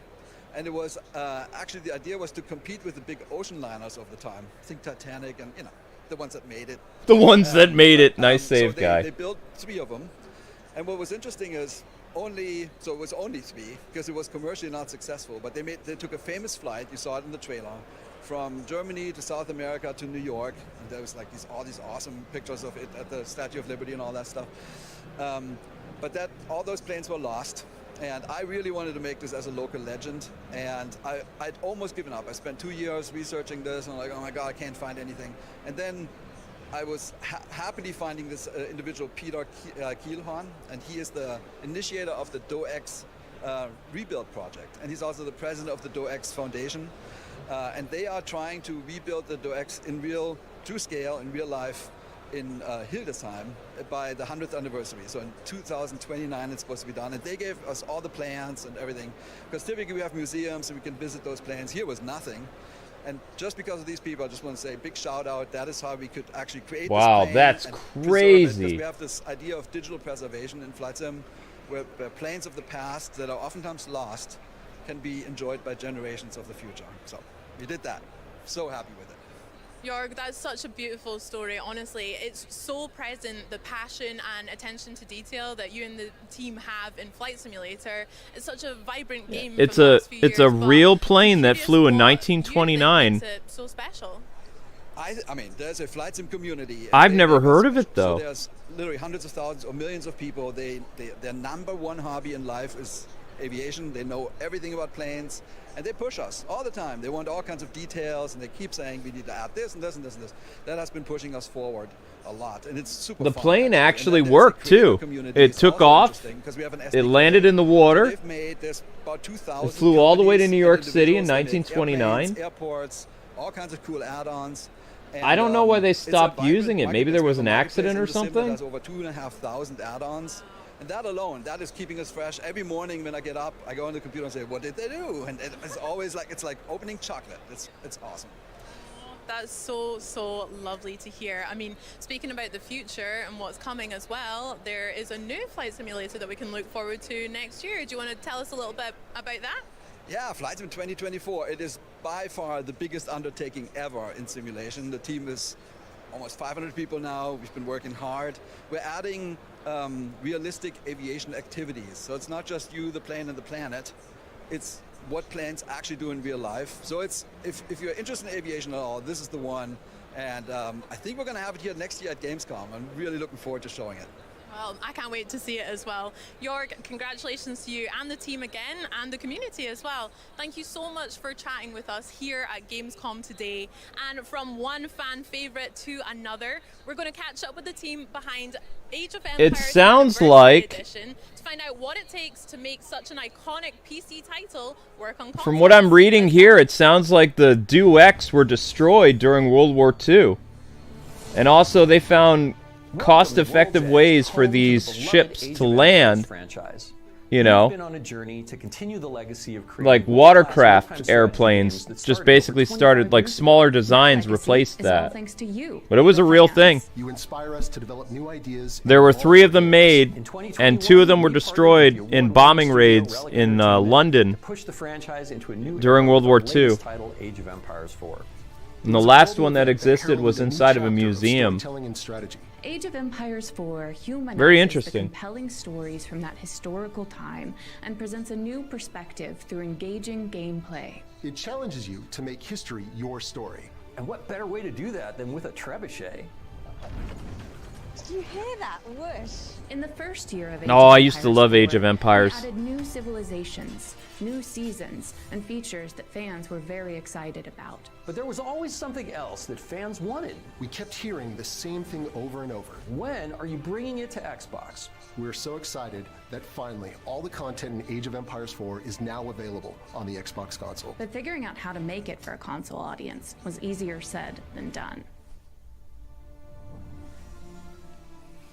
It was impossible to go to any social media platform where the Age of Empires account was posting, where there was not a comment underneath saying, when is it coming to Xbox? We knew that it was important, especially from the perspective of being able to bring RTS and Age to as many people as possible. Somebody's been drinking those Grimace shakes too much. Down to that key factor of getting RTS from PC and mouse onto a controller. You get the defensive stance, like, you can't do this. Like, well, why do you feel that way? Well, I'm gonna have to like move a fake mouse around. Okay, we're not doing that. A controller is a drive mechanism. You're driving a character, you're driving a viewpoint. You are driving something. Wow, you guys were able to get Age of Empires to work on a controller? That's impressive. We have these ideas, but you know, we can't build the game internally. We're not a huge RTS studio, but we would love to go look for partners. And the first team on our list that we want to talk to was Relic about doing Age 4. Relic has been making RTS games for 25 years, and Age of Empires has always been a reference point. It's truly a global effort between so many different teams: Climax, Forgotten Empires, Relic, and the World's Edge. World's Edge brought in Climax Studios in the UK, who had a background in console games. Climax Studios is a real powerhouse when it comes to user interface elements. And we felt that they could bring a unique perspective to It building just, out the control scheme. I mean, I'm just speaking freely here. It just feels like Xbox keeps And I hated it. I hated everything about it. buying all these really talented studios and then folding them into their company, like almost like devouring them. We're bringing in Age 4, which has some extra complexities over Age 2. How are we going to make that work? What we found is we could actually use that framework to bring the game into its own. This game is basically a redesign from the ground up. Age of Empires 4 is a different engine. It wasn't just a case of doing what Age 2 did. We had to build it all from the ground up. You have players sitting in the living room away from the TV. We have to reconsider all the UI menus and all the in-game HUDs to make sure they're as legible, as high contrast as possible. The whole development team knew that micromanaging individual villagers was going to be difficult on console. We have introduced a lot of automation systems. All of us as game designers and game creators are always seeking that next thing. Like, how do we evolve the experience? How do we move it forward, right? There are two that Age of Empires was always a really fun PC game. Priority system. The villager priority system is something we came up with in Age 2 because we were after that idea of like, okay, how do we stop the console player from having to do this insane amount of micromanagement of their villagers? Based on a pie chart, you can say like, hey, 50% of my people are going to go work on wood, and 25% are going to go work on food, and the rest are going to go work on gold. And they'll just start working on them. Now, if you want to change that, we've added all these cool settings for mid-game, early game, wood rush. That were designed by our pro players. So these presets are not just something that were slapped together. Or you can turn it off and do everything manually. It's up to you. We also have the site menu system. Ah, so that's how they incorporated all the complexities. So it'll bring up the right Interesting. structure that you can build at that spot. That's pretty smart. In Age, you were always relegated to Age of Empires was not an easy game to play. click the item that you want and then drop that build Even back in the foundation on 90s, battlefield. Now, with early the SMS, you don't have 2000s, to do that pretty anymore. intense. You can literally pan the camera over to a spot, bring up your production radial, drop a build Wow. foundation, the villager will automatically be selected to start the build process on that particular My foundation. 17-year-old self is like raging right now, breaking his keyboard. It allows you to do many things They at made the it same so time. easy. With the console version of Age of Empires 4, we also added a new find menu feature. This is a unique radio menu that allow you to quickly find and locate units or Oh, buildings seriously? or a collection of buildings in the midst of battle. Okay, that's cool. Those were the primary things that the minute we had them working, we're like, those are in the Age 4 console. And we often joke between the designers that some of us even prefer to play on the controller now because it is so good. This was something bigger than a port. This was something that we had to approach the way that one would approach starting out a project from scratch. Age of Empires 4 on controller is a new experience. Because of that, we knew we needed to design a new entry point. When we're making tutorials, one of the things that we always try to do is figure out a way to make them not now do this, now click on this. Like, how do we build it into the experience? He first needed to get a lay of the land. The Rise of King tutorial is a completely new story within Age of Empires 4. For a whole new audience, we wanted to bring them through an experience that was a great storytelling experience. Oh, wow. A collection of large rocks caught Guillaume's eye. Wary of hidden threats, he decided to investigate. But also introduced mechanics to them in a progressive way in which they could learn from it. We definitely ran into things where we realized that some of the ways that we were building graphics and units were not as optimized as they need to be for something like a console to run really smoothly. But there were things there that actually ended up improving the PC game as well. I really hope that when we bring all these new console players into Age of Empires 4 for the very first time, that they get to share that enjoyment and everything that we love about the game with their friends and their families, much like I did with my dad when I was growing up. Well, that community is so special to me. I met my wife playing Age of Empires, and maybe when we have children, they'll play Age of Empires too. So my favorite thing about Age of Empires is the diverse civilizations that are represented. Even the language is representative of the civilizations for that time period. That dialogue grows or changes as the civilization ages up and the time periods change. I've worked in the RTS genre for over 29 years. I'm very genuine in saying that I actually prefer to play RTS games now with the controller. Well, that's because you have all those nice little new features. Duh. Importantly, mods. Mods will be supported at launch day. Age of Empires 4 is available now on Xbox consoles and cloud. We took great care and attention to bring this game to console players, and we hope you're as excited to play it as we are to share it with you. There's never been a better time to pick up a controller and start making history. We'll see you on the battlefield. It's like they have to mention that word every single time. When those people those people don't even play the games. Maybe now it's time to play it for real on console, finally. But first, I'm going to ask you to head to Twitch chat for your chance to win a month of Xbox Game Pass Ultimate.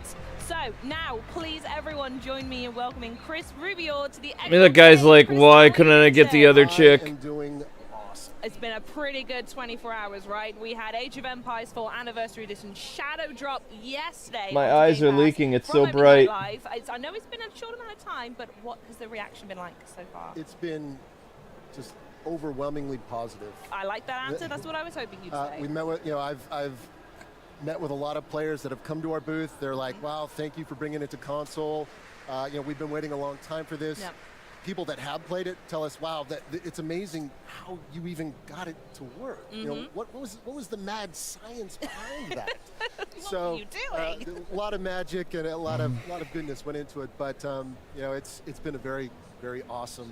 The shadow drop was yeah, we great. do love a shadow drop, don't we? Right, well, we're going to be digging into all of that, but you are here to showcase everything what the team of World's Edge have been working on, and we're going to be doing a live gameplay segment for you all. So we're going to go through a skirmish, and before I do any of the nerdy questions in my head about how you've done it, I'm going to ask you some nerdy questions about what we're going to be looking at here. So what have you got set up for us? So today we'll be diving into skirmish, but I want to walk players through a lot of the changes that we made. Yeah, You've heard us. If you watch the documentary, we literally rebuilt the front end and a lot of all of the tactical UI. We built it from the ground up, redesigned it so it would work incredibly well on the console. And so I would love to show that off to players and everything that we've done. The floor is all yours, my darling. Sweetness. So let's jump in. So this is for the Xbox, we created a brand new front end. And by the way, I love that I'm all the way back here, like 8 feet. Incredibly readable. So this is awesome. Very easy to navigate through our various menus. No, we don't need to see her. Ah. But again, still show the game. Show the game. Colors and flares that our PC version did. Yeah. But again, redesigned so that you can couch play from almost 8 feet away, which is awesome. Let's just pause for a moment. At no point on the screen does it say Age of Empires, but I know what I'm looking at. Yes. And you've got an. You know what you're looking at because that's the name of the showcase. Job done. So we're going to go into single player today. What does that matter? We're going to set up a skirmish. But I've already set up a skirmish. No, this is one I made earlier. This is one I made earlier so that we can jump in. And more importantly, it'll enable me to talk about all the cool stuff that we've done. Nice. And hopefully not get destroyed by the AI. So, well, also I'm going to make sure you aren't distracted. No, I think people are plenty distracted. You go into focus mode somewhat. I go into combat mode. So. Which I love because I'm not a combat girly. I like to build my civilizations, make them look very beautiful, and then at the end I'm like, I suppose I need to go bash someone up now. I do that too. I'm actually quite the builder, and then I get a lot of better players than me that come over and stomp my base. I'm like, I probably shouldn't have been focused on. Yeah, it's fun building up your base, but you have to watch out for other players. So it's awesome. You have to build up your military too, because you could get raided at any time, especially if you're playing online. We're going to start with our although the computer can smoke you too. And if players out there haven't checked it out, we've released Empire Wars, which is a kind of a really cool fast start in the game. And Age of Empires 4 is a little bit different than Age of Empires 2. The civs are slightly more asymmetric. So Empires Wars was designed, each civilization starts and was handcrafted to start at the right start that you would expect them to be at that point in time. So a lot of passion and love went into making that mode super awesome. So what we see here is basically the base that I've set up. I got a bunch of workers right here in idle, but more importantly, it's like, well, what's all right? Age of Empires demo. That is the first thing, especially so you go from PC gameplay. And if you've never played on console, H2 came out early this year. If you've not had a chance to play that yourself, it even looks different to that one as well as soon as you load in somewhat. Yes. Yeah. So we've went in, we've made a lot of modifications, and our goal is to literally streamline the interface, but at the same time make it incredibly accessible and easy to read for couch play. Yes, so definitely. One of the first things any PC player would notice is like, oh my gosh, the resource bar is in the top center of the screen. It's on the PC, it's in the lower left. Yep. And we found on the console. Thank you for the ad. We found on the console that that placement is really nice, makes it super easy to read, and we got a lot of learnings actually came from Age of Empires 2. Kudos to that team for an awesome job that they did. So we were able to tap into a lot of that and literally kind of define out. So as I go through the screen in a clockwise motion, we have our resource bar at the top. Yep. We have kind of our tribute menu that you can access, with various commands. You'll also see a bunch of little helper widgets, and those were purposely done so there's, it's not mouse and keyboard. It is, you need to, as a new player, it's very helpful to understand which. That's actually a great way to get people accustomed to Age of Empires. There are new controller widgets. That's kind of your tried and true. Because Age of Empires, trust me, was a very confusing game. It was a very rewarding experience, but it was definitely tailor-made for PC for decades. You could tell.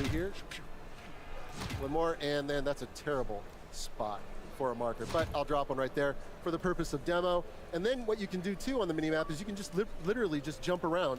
Nice. Based on those waypoints that you set. So entirely up to the player, however they want to play. And the toolbar, or I should say the D-pad controls that you see in the center of this bottom center there, those are what we call a quick find menu, and it allows players, kind of like hotkey shortcuts on the PC. It allows you to jump to various units, structures that you have on the battlefield. For example, if I press D-pad up, dude, turn off your notifications. There they are. If I want to go to my military, I can press D-pad left. Boom, I'm right there with a group of units, and I can kind of cycle through them. Now, if I want, I can actually select all my idle villagers just by holding D-pad up. Right, you've thought this through, haven't you? It makes it super. She's never played Age of Empires, you can tell. If we can for a moment, I just want to pause the game. We're going to cut away from the gameplay very quickly. Chat's probably going to know why. And I want to ask you a little bit about what work you've done in the background to try and get it to like the testing phase. And we even heard in that Vidoc just then that I think it's yourself or maybe a lot of other people are really, really excited about playing on a controller now. Yeah, so we have, we've spent, I should say, both teams, Age of Empires 2 and 4, we spent many, many months and thousands of hours basically hammering away. We methodically went through the keyboard and mouse inputs and essentially broke them down, figured out how all of that would map and translate to the controller. And then once we got it all done on paper, after many months, we started prototyping. That is a heck of an accomplishment if you think about it, though. What didn't work? Started throwing things out, bringing stuff back. So it was just a constant phase of development where we were just trying and experimenting until we landed on what you see here today. And we're really happy. The team, kudos to all the teams, our partner teams that worked on this. We have something that is truly amazing, and honestly, I've said this before. If you watch the videos, as an RTS player, I should say, as an RTS developer that's worked in the genre for about 20 I love how he's looking right over her head as he talks to her. He knows. Let's get back in the hot seat then. Do some movements for us. I want to see. Do the thing again where you select all the villagers. So I press up on the D-pad. Go on. Oh, there we go. Which is super awesome. If you think about it, it's like, so good. And that's what I love about the controllers. Everything on the D-pad is at your fingertips. It's you no longer have two input devices. Everything's been no more mouse and keyboard. And we've gone in. So if you guys had never played Age of Empires, the Age of Empires that they're showcasing on Xbox would be a more seamless experience for you, and maybe you would have a lot of fun and grow to be an Empires fan. I don't know. Player, and you're like, I'm going to go download Age 4 right now. Which you should, if you haven't, by the way. Absolutely. You're going to be able to pick up the controller and start playing right away, and you're going to feel right at home. You're going to be like, oh my gosh, I can play this without having to relearn it. No, that was intentionally done because this blueprint that we have was designed so not only in the present is it awesome, but we can also carry it forward into the future with other iterations. So I got am I getting attacked by the AI? Look at that, I'm talking. Here we are chatting and you're under fire. Yeah, so AI's attacking, a couple cool innovations. These are absolutely critical to players out there. The first one is called the Villager Priority System, and this is key. I love this system with a passion, and I got to say, this is actually a new innovative feature for the genre as a whole. I was saying to our creative director, I'm like, how did we not think of this 10 years ago? and we laugh about it. But that's how cool of a feature it really is. So how it works is you essentially bring up this... Why you didn't think about it 10 years ago? Because Age of Empires didn't translate well on consoles back then. And this radio has a bunch of different presets. That wheel there would have caused the game to jam up quite a bit. These are all weighted based on resource types. All the commands that are listed on there. That would slow down the gameplay 10 years ago, probably. I got it all set up. So that's amazing. So we're gonna focus in on this economic one. But if you again, my 17-year-old self is screaming right now. On our team, we have some basic ones that if you're like me, you can just kind of set it. It was so confusing to play Age of Empires. You can actually shift in and out of presets based on if I need more gold, need more stone. Well, that's end game is when you need more gold. You don't really need it at start, And you can pivot your villagers accordingly, and this governance system will take care of all that for you. Now, of course, if you're super pro, you can go in. Which we are. Yeah. We are. You can go in and customize your own VPS settings. Okay. So you have a custom setting for the pro players, or your average, individuals like myself. It's so hard, Chad. It's so hard.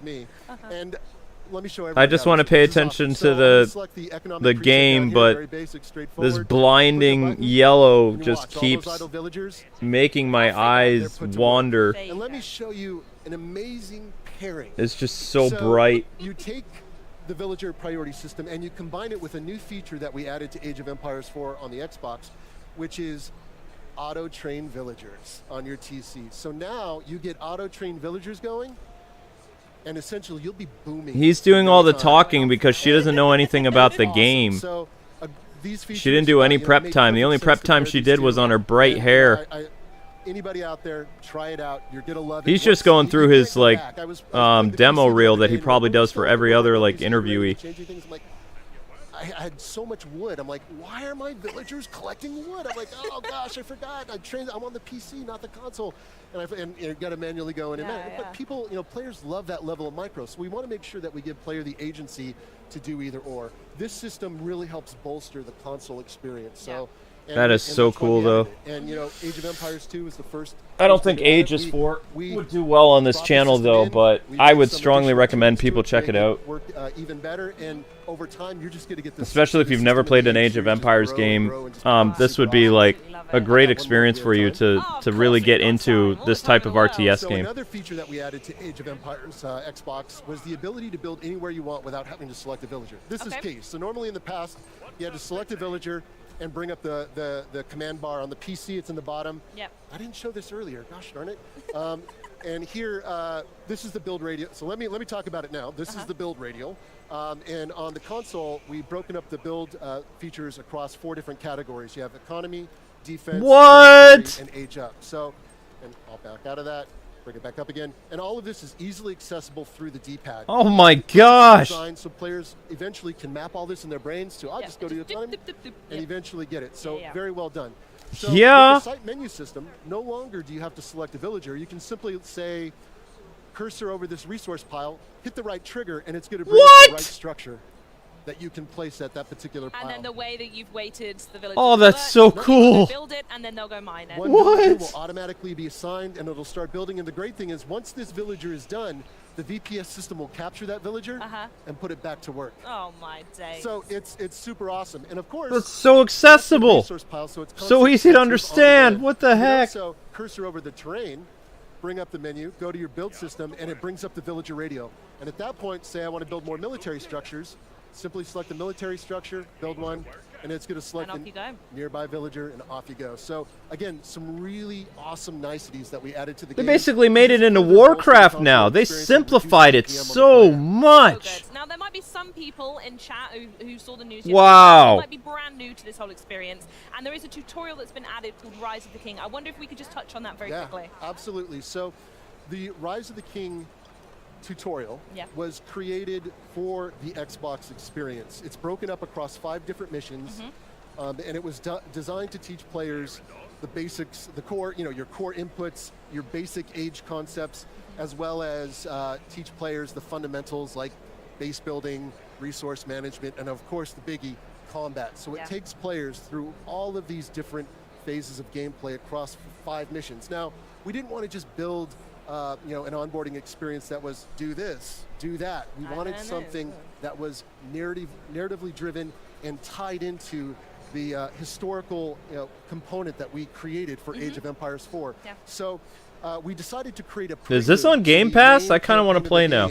Which follows William the Conqueror starting in 1047, and it takes you all the way up to 1066 with a landing in England up to the Battle of Hastings. There it is. So when you move into the main campaign, you'll actually start off right. Of course I'm geeking out, Mage Wolf. Do you have any idea how complex Age of Empires used to be? The Xbox mantra that we all know and love is very much play how you want, when you want, and wherever you want. And that's very important because now we've enabled 2 and 4 of the Age franchise on Xbox consoles. How does it feel to be continuing to support that mantra? It's awesome. It's an opportunity for us. Yeah, her questions suck. In the hands of millions of new gamers. He's just doing like a PR spiel with her. He's not really getting into the meat and potatoes of what he could be talking about. Experience this game, but for whatever reason, they couldn't. So now through Game Pass and Xbox, they can go online, they can download it, and have a great experience. And so for us, it's it's an opportunity, a chance for players to play on the platform they want and play comfortably on the input device that they want. And comfortably on the sofa. Aha, the sofa, yes. Where else would you sit? It's pretty good. Chat, by the way, I want to know, hands up in chat if you have got it installed, because I want to see everyone just get very, very excited. It has been a little bit of time since it's been announced, so fingers crossed you have. But before we go, I must ask, because I'm also very excited. I hear you've got a big announcement for us, something you want to share, maybe? I am thrilled. Thrilled and have the privilege of being able to announce to everyone around the world that the biggest expansion released for Age of Empires 4 is coming soon. It's called The Sultan's Ascend. Oh, that's it's a good name. packed with a ton of content, and it's going to take players on an epic journey through the Middle East. Now, I can say stay tuned. That's all I can say at this time. Sorry, chat. We're going to release more information very shortly, as well as details on how you can go onto your favorite platform and wishlist this baby up. So fantastic. Super excited, and please, that's good. The expansion's awesome. I cannot wait to see more. Cannot wait to hear more. Chris, I also want to know, when you go home and continue the skirmish, I want to hear how the fight goes. Oh, you do it, all right? Probably going to go terribly. Nah, I believe in you. I believe in you. Well, thanks again for joining us. And chat, please do not forget, you can play Age of Empires 4 Anniversary Edition on Xbox right now. You didn't think I'd be saying that a few days ago, with Xbox Game Pass as well as PC Game Pass. If you There you go. Age of Empires 4 playable now. Xbox Game Pass. Man himself, Phil Spencer. So get mega excited. But first, it made a splash on Opening Night Live. So let's check it out right now. This is the latest from Starfield. That game would not do well on this channel, but Age of Empires made more accessible? My gosh. Not only that, but just like, they gave it the Warcraft treatment. Wait, is this a live action trailer? Yeah, it is.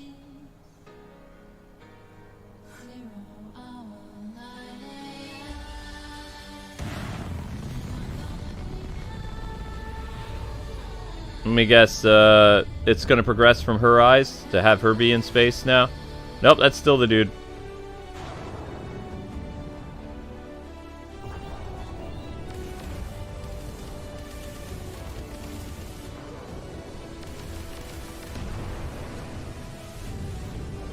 That's gonna be me. I like space combat so much.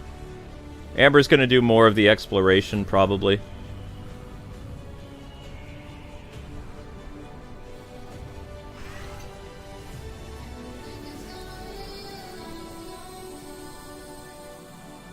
Is it just me, or does the dude kind of look like Keanu Reeves a little bit?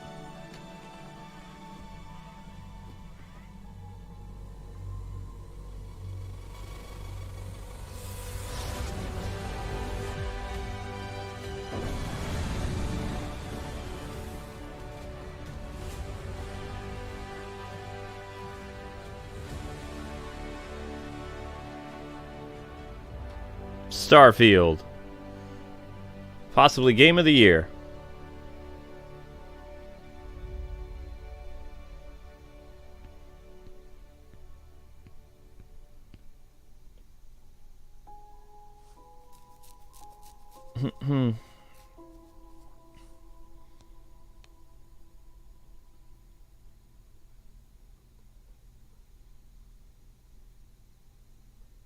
Wow, Bethesda. Alright, what do we got? Play it day one with Xbox Game Pass. Microsoft. Okay.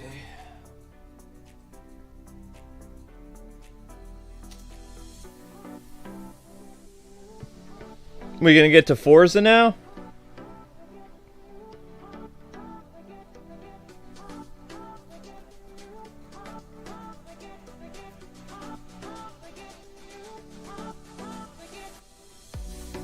Really not that many people there unless they film this like early in the morning.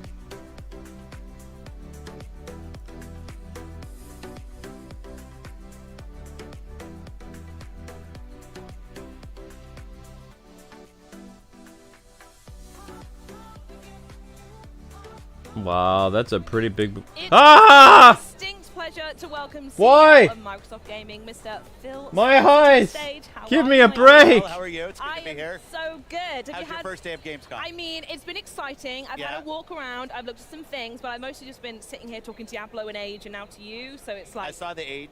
Yeah, demo, it's looked kind of like a awesome. 10 out of 10 Who was day. out here for Diablo? Diablo, it was Rod and Chris. Were out here. Roderick was here. Roderick indeed. Yeah, good.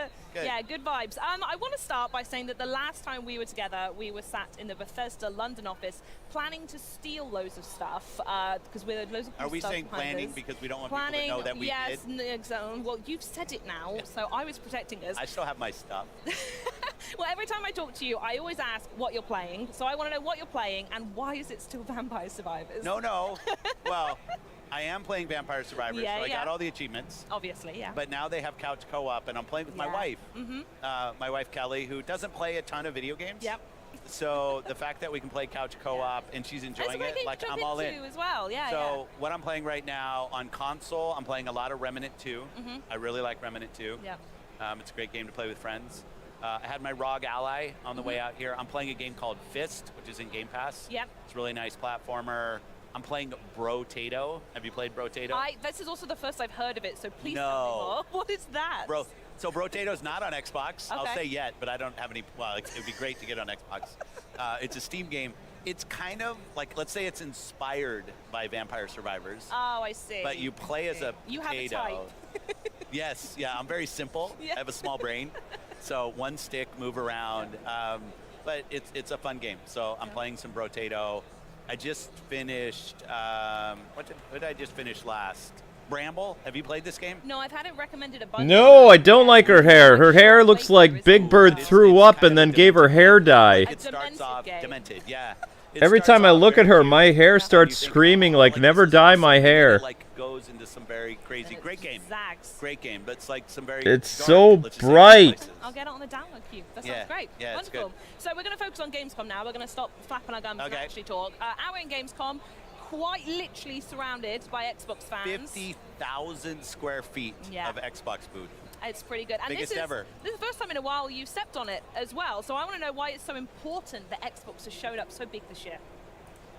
Well, being here, being anywhere, but being in Europe with our customers, with players, with the creators that are here. I did a creator get together both last night, today, met with some partners. It's, you know, it's these moments where the industry comes together, where we can talk to each other, that the consumers can come in, the players can come in, put their hands on games. I just think it's critically important. Obviously, COVID messed up a bunch of things. That's in the rearview mirror. So when we had the opportunity this year to go big at Gamescom, we said, let's go. The other thing that's awesome in the booth is how much third-party support that's here, right? Like Ed Boon's games here, Mortal Kombat's here. We have Even with the DLC brightness for turned Assassin's down, it's here. still Like, so just bright. Awesome to see how many of our partners, Rod's games here, Diablo, how many of the third-party support on the floor. It's an important thing for us as a platform. And it's just nice to get reconnected back with the community here. Yeah. And then Starfield over. I feel like I'm showing everyone over I can't here. see it. I can't see it. It's too Starfield. small. Well, it is actually technically massive, to correct you there.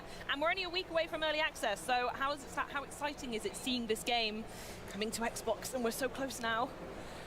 Yeah, we've been working on it for a long time. I've known about it for even before we I love how Phil's like looking above her head. He's just like, don't look at her, don't look at her, don't look at her. we ever have on any game. You know, there aren't Look at the that many teleprompter. moments where we get to launch a new IP that has the amount of buzz and anticipation that Starfield does. A lot of games you'll launch that are new IP and then maybe they build into their strength, but like there is just a crazy amount of anticipation.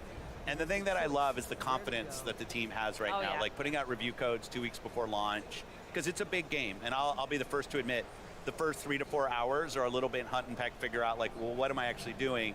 Then you get on a side quest or something, and like the game just like blows up in terms of its epic scale. So I love the fact that the team is so confident in giving reviewers time with the game before they're actually reviewing or just talking about what they think of the game. Wow. And just behind that, in the rear That is mirror, confidence. if you will, kind of. I think that's how it Doing works. review codes up to 2.5 weeks before release, that's major. That's right. That means they are very confident. We did a take home 2 weeks ago where we got the kind of the opening of the game. Looks fantastic. I'm a huge motorsport fan. Yep. And I'd say Turn 10 for us for a long time in our first party has really been a technical showcase. Like Chris Tector, the team on the tech side, the stuff that they get the most out of the hardware, I think, of any of our first party teams. They just that's their focus, along with building a great racing simulator. And the game looks fantastic. And I can't wait for people to get to play. The ray tracing on track looks great. Giving people some options. You'll see all that as they kind of talk about more of the game. But Motorsport is something that one of those franchises I've played since the beginning, and I can't wait for the full release. Staple, huh? Yeah, it's Motorsport is chef's kiss. Well, kudos to Turn 10. They started with Motorsport, expanded to Horizon, so now they built a sibling franchise to Motorsport. Yep. They've just done such a really good job of growing the relevance of Forza, both for simulation and arcade players. Yeah. Great job. Yeah, absolutely. So, Phil, I know one of the things in chat, and many of the fans really appreciate about you, is how much you love to play the games themselves. So, I know just over here, you can't see behind me, we've got the Stalker 2 demo, and you've taken that for a spin as well. It's been 16 years since the original, so can you tell us what stood out to you? Yeah, Stalker, if you played the first game, has kind of a unique setting and story, and it's really nice to see what they've done in this build of continuing the lore of what Stalker is about, what your role is in the world, and kind of how the world invites you into what your role is and your kind of task. I'm trying to do this without. Have a good day, Audrey. See you later. Too much. But, you can spoil if you want. No, that's their game. I don't want to do that. But I'll also say, they're a dev that spends a lot of time perfecting the game in terms of the technology. I think they're still on that track. Yeah. They're still, obviously the game's not done. So it's, but yeah, I just love that they've done a good job moving the Stalker kind of world forward, but being very tried and true to what Stalker's about. Yeah, for sure. And to be totally honest, even under the best circumstances in games development, it's super tough. But for GSC, obviously, it's a bit more complex, the situation they've got there. So I want to know, what does it mean to you to see these guys get here and get a demo out of the door? Yeah, I've stayed in touch with the team over the years, and especially, as you say, the last couple of years, it's an emotional thing, right? You almost feel hollow asking them about how their game is. Yeah, of course. When you think about the world and what that they live in, and what that studio has gone through and really continues to go through. I think for them, I see, and they've talked about this when I've talked to them, that building the game has kind of been a refuge in a way, and it's cool to see that. I hope it never gets replicated again in terms of something that has to happen. But I'll say for the team, the fact that they're here, I was playing, they were literally pushing a new build right as I was playing that build. So their attention to wanting to put their best foot forward, even under the most difficult circumstances. I have a ton of confidence in them, and they're on that journey. But it's it's an emotional thing when you're talking to a team that's going through. I don't want to talk about it in past tense, what that team is going through. So it's really special to me that they're here and that gaming can be part of how they're getting through it. Yeah, for sure. And as well as being here, there are so many communities for so many different games. Yeah. There are Xbox, you've got Sea Thieves. I'm doing it again. Sea Thieves over there. You've got an ESO over there. They can't see it, No, I know. I'm just There's actually nothing over I'm there. telling you where they all are. It's an empty, there's nothing here. And you're just it's not a pointing green screen, it's an illusion. The grounded communities over there, it's actually not. But what's it like for you to see all of these communities come together? I mean, if she was going to dye her hair, why not just green? Community and gaming, to me, are a dark green? Linked. It's 100%. From my early days of literally going to the arcade. I'm the old guy, but that's the only way I could play that and Pong at my house. That's how I played video games. And there was a community in the arcade of hey, what's the new hot console? Not video game console, but actually arcade console cabinet that you're going to go play. And I love that today those communities, they're still physical. You asked, why are we here at Gamescom? Because we have a fan fest tonight. Indeed, it's going to be awesome with the local community and the people that are here, but also the virtual communities. And I think it's one of the unique things in video games, that video games can connect people across geographies, across races, religions. Like, it is just a connector of people. And when it's a game like a Sea of Thieves, like a Grounded, like a Flight Sim, so many of our games now have these Elder Scrolls Online, which has a big, over there, has a big presence on our show floor. And they've got a really nice table in there as well. They do that big round table. A really nice table. It's another one of the things on my list to see if I can pilfer. I won't lie to you. We should steal that. Yeah, we should. But the thing, I also want to make sure on the community side, it's not just about multiplayer games. Like, you find, like, think about Skyrim. Yeah. You know, Skyrim has an amazing community around it, and it's not because there's a bunch of PvP or PvE, right? It's people come together for their shared love of the world and the characters and the lore and their role in that. I just think that's a very special part of gaming, and it's a privilege, I guess, for us at Xbox to have some franchises that are a part of that. Yeah, absolutely. And this, what we're seeing here is, I think it fully opens to the public tomorrow and all. It's the sweatshop tomorrow. Oh yeah, this is going to really pop off then. In here, it's going to be warm. You got the good day to come and sit here. I'm here tomorrow. I'm here. But yeah, like, do people know? Like, today is what, the press day, right? Is that what they call it? I don't know if that has an official name. Yeah, usually the first day is a press day, and then they open it up to the public, and then it gets crazy. Come in. Have you ever seen, like, when they open the... So the reason why there's so few people there right now, that's all press. I'm going to stop pointing, but the escalators, and they get so busy. Yeah. Every time I come to Gamescom with someone new, I tell them you have to see the running when it opens and the escalators when they're full. It's great. It's awesome to be back. And I think they feel like this might be one of the biggest Gamescom ever. It feels it already, doesn't it? Yeah, and it's kudos to the team here who's kept this going. They went virtual for a while, but now we're here back, and there's so many fans and players here. It's like just such a special time. And it's special for Xbox as well, as we've mentioned a few times on the show already, that it's the 10th anniversary of ID at Xbox. I have my ID at Xbox. There it is. He's sporting it. He knew what he was doing. Wear it. I'd love for you to reflect on any memories or moments you have from the introduction of ID and how it's gone over the past 10 years. Yep, Canary Lady's back. I'm going to start with a couple things. She's never left. One, we always have discussions internally when new things are going to happen on the console. And there's always some different kind of feelings about the impact. When free-to-play came to console, it'll be the end of the console if free-to-play comes to console. Some people think it is. But, like, you know, clearly the console's still there, and free-to-play happened. ID at Xbox. Well, when we have unmanaged partners that are building games on Xbox, what does that mean for a console? Because we started with this silly thing where publishers had 2 slots of arcade games that they could go do. It was like a silly policy in Xbox. Opening it up and allowing anybody who submits and actually has good intent to build a game on the platform has led to some of the best games that have, people forget, like, that Fortnite actually came through ID at Xbox. When you ask about, like, some of the special moments, I have to go to games from places where we had never seen games from Xbox. I remember going to the Brazil game show and meeting the devs behind Aritana. I'm probably missing the pronunciation. But it's this, I think it was the first Brazilian-developed Xbox game. And it came through ID at Xbox, and this team of guys, we were in Sao Paulo, and they came together, and I met them at the show, and it was so cool just to think, it used to be there were like 3 places on the planet where games were built. And now you have games coming from all over the place, and people tell their stories through their lived experience and their world. It's totally different stories, as you say, around the world. Yeah. Now, whether it's explicit in, like, I'm going to do a game about Brazil, or I'm going to do a game about something else, but through the lens of what I see in the world. Exactly. Yeah. And that's the thing, whether it was like Candleman, which I think was the first Chinese-developed ID at Xbox game.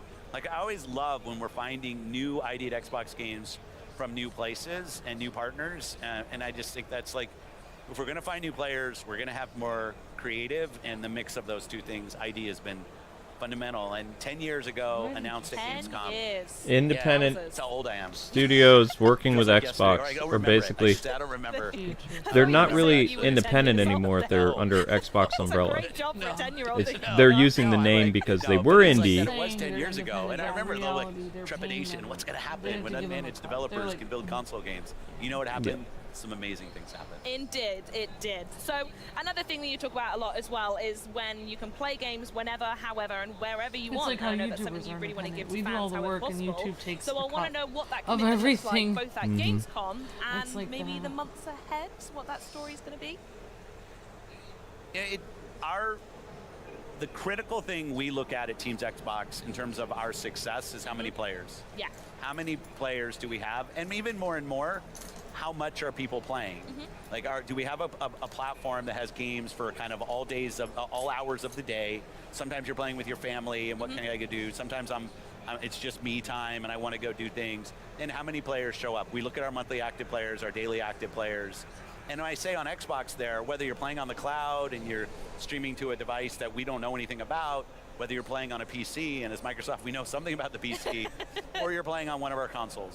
Like, those are all Xbox players. Or, like, flying over here, I'm playing on my ROG Ally on the airplane. And I think about that as my Xbox away from home, or my Steam Deck.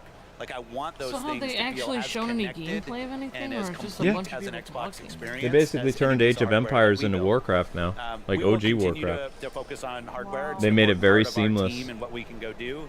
But I don't want Like, our it's no hardware longer to be the a complex limitation thing on that who it can used to be actually with a feel like mouse they're and part of the keyboard. Xbox They have like community. If you a buy hardware wheel from us, that we're gonna do an awesome easily job supporting selects you. like We your wanna make sure great games are villagers, there. your economic If you wheel, have the device that you and wanna it's bring and be part so of Xbox, we simple to also want use. that Like to be Age of Empires 4 is 100% actually great pretty on brilliant. Xbox. So And that's going to it's, be as you coming said, on it's Xbox. putting No, it's already players' out. decision on where they want to play. Xbox at Game the center Pass. of It's it. just there for them, whichever one they want to That's grab right. at that time. And not People only on the is it channel there, wouldn't watch it though, my probably. save game moves with me, my community is there. So I can make I grew up progress playing Age of on Empires any, though. on any platform I want to play on, and I can grind my characters. I can make my way through the story anywhere I've been. It's one of the best things about Starfield, pointing at it. That's over there. Yeah, I've been moving. I play on work, on my PC. When I go home, I sit on my console and I go play. And it's just a continuous experience for me, and everything moves. It's fantastic. Amazing. So I also want to know, while we are here, is there anything you're particularly excited about trying, either on the booth, off the booth? What have you got your eyes on? Well, Stalker 2 was one, so it was great to get to sit and talk to the team yesterday and just connect, right, and see how they're doing. I have this funny thing with Ed Boon, where Ed and I have known each other for a long time, head of the team behind Mortal Kombat, but we tend to cross ourselves on stage all the time. It happened last night at OLN. Congratulations last night, by the way. Smashed it. But accepting an award that team did on like an Xbox, Yeah, but I didn't do you it. accepted it so well, Phil. Well done. Thanks. I'm very good at coming out with a trophy and a microphone and accepting an award for work that other people did. And that team did awesome work. But I want to get over with Mortal Kombat. We had the same thing at, I still call it E3, though no one else does, but that June event, our showcase, but also I think he was in Keeley's, the Play Days thing, which was great. But we tend to fly by. So I saw him on stage because he was on, I think, right after me as I was coming off stage, which is how we normally spend time together. But really great third parties here, and I know I'm supposed to pick some obscure indie game, but I want to sit down with Ed and get my hands on Mortal Kombat, so I'm hoping I get to do that. I'm going to recommend to you, if you haven't yet, go play Little Kitty Big City. That's the I have one, not. That's the one I'm not really a cat person, though. Phil! No. You have Are to we gonna spoil fight? it, don't you? So I have to thank you now for the interview, and you've just gone and said you're not a cat person. I'm a dog person. My dog's name is Oogie. Oogie? Oogie, O-O-G-I-E. Oh, okay. He's a rescue. Maybe I'll let you off He is then. the most awesomest dog ever. Fine. But yeah. It's so big kitty, big city. What would say? Well, imagine if it was Big Kitty, Little City. Now that's a game. Yeah. Someone make that one. Well, Phil, we got to wrap there. You're absolutely fantastic as always. Thank you for joining us. You are. No, you are. Enjoy the rest of your show. Thank you. Don't steal too much. His eyes are stuff, half and I'm closed. Sure we'll speak to you soon. But now it's over to Benny and Maxie to close out the end of the show. Up. That is day one of our Xbox Gamescom coverage in the books, but don't worry, we're just getting started. That's right, over the next 2 days, we've got more from the new Cyberpunk 2077 expansion, Phantom Liberty. We'll scare ourselves silly with Alan Wake 2, and we get hyped with a tour of this massive Xbox booth.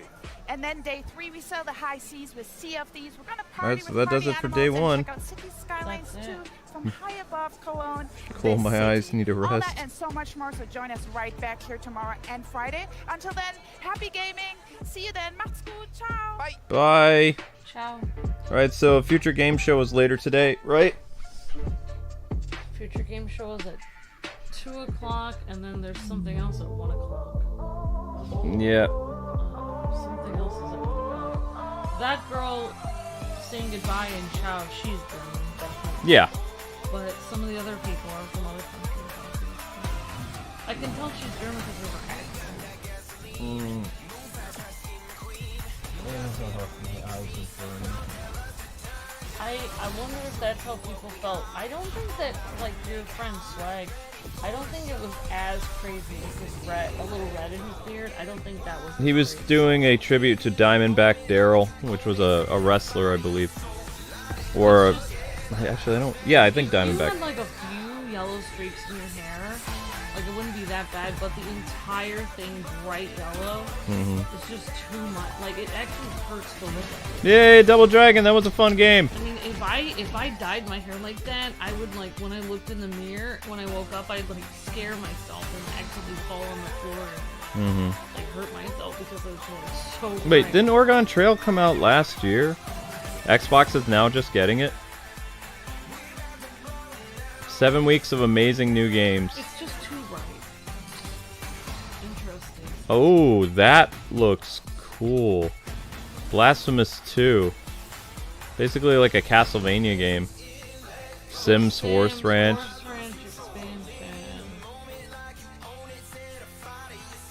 That horse is like, those better not be horse versions. All right, Under the Waves. I forgot about this. Oh yeah, you explore with sharks. I really should be paying attention to Xbox because unlike Nintendo and PlayStation, they actually do release new games.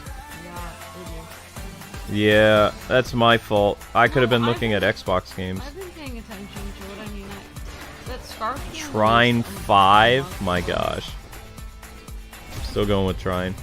Games that should never be named Trine. So wait, there's 2 racing games coming out this year.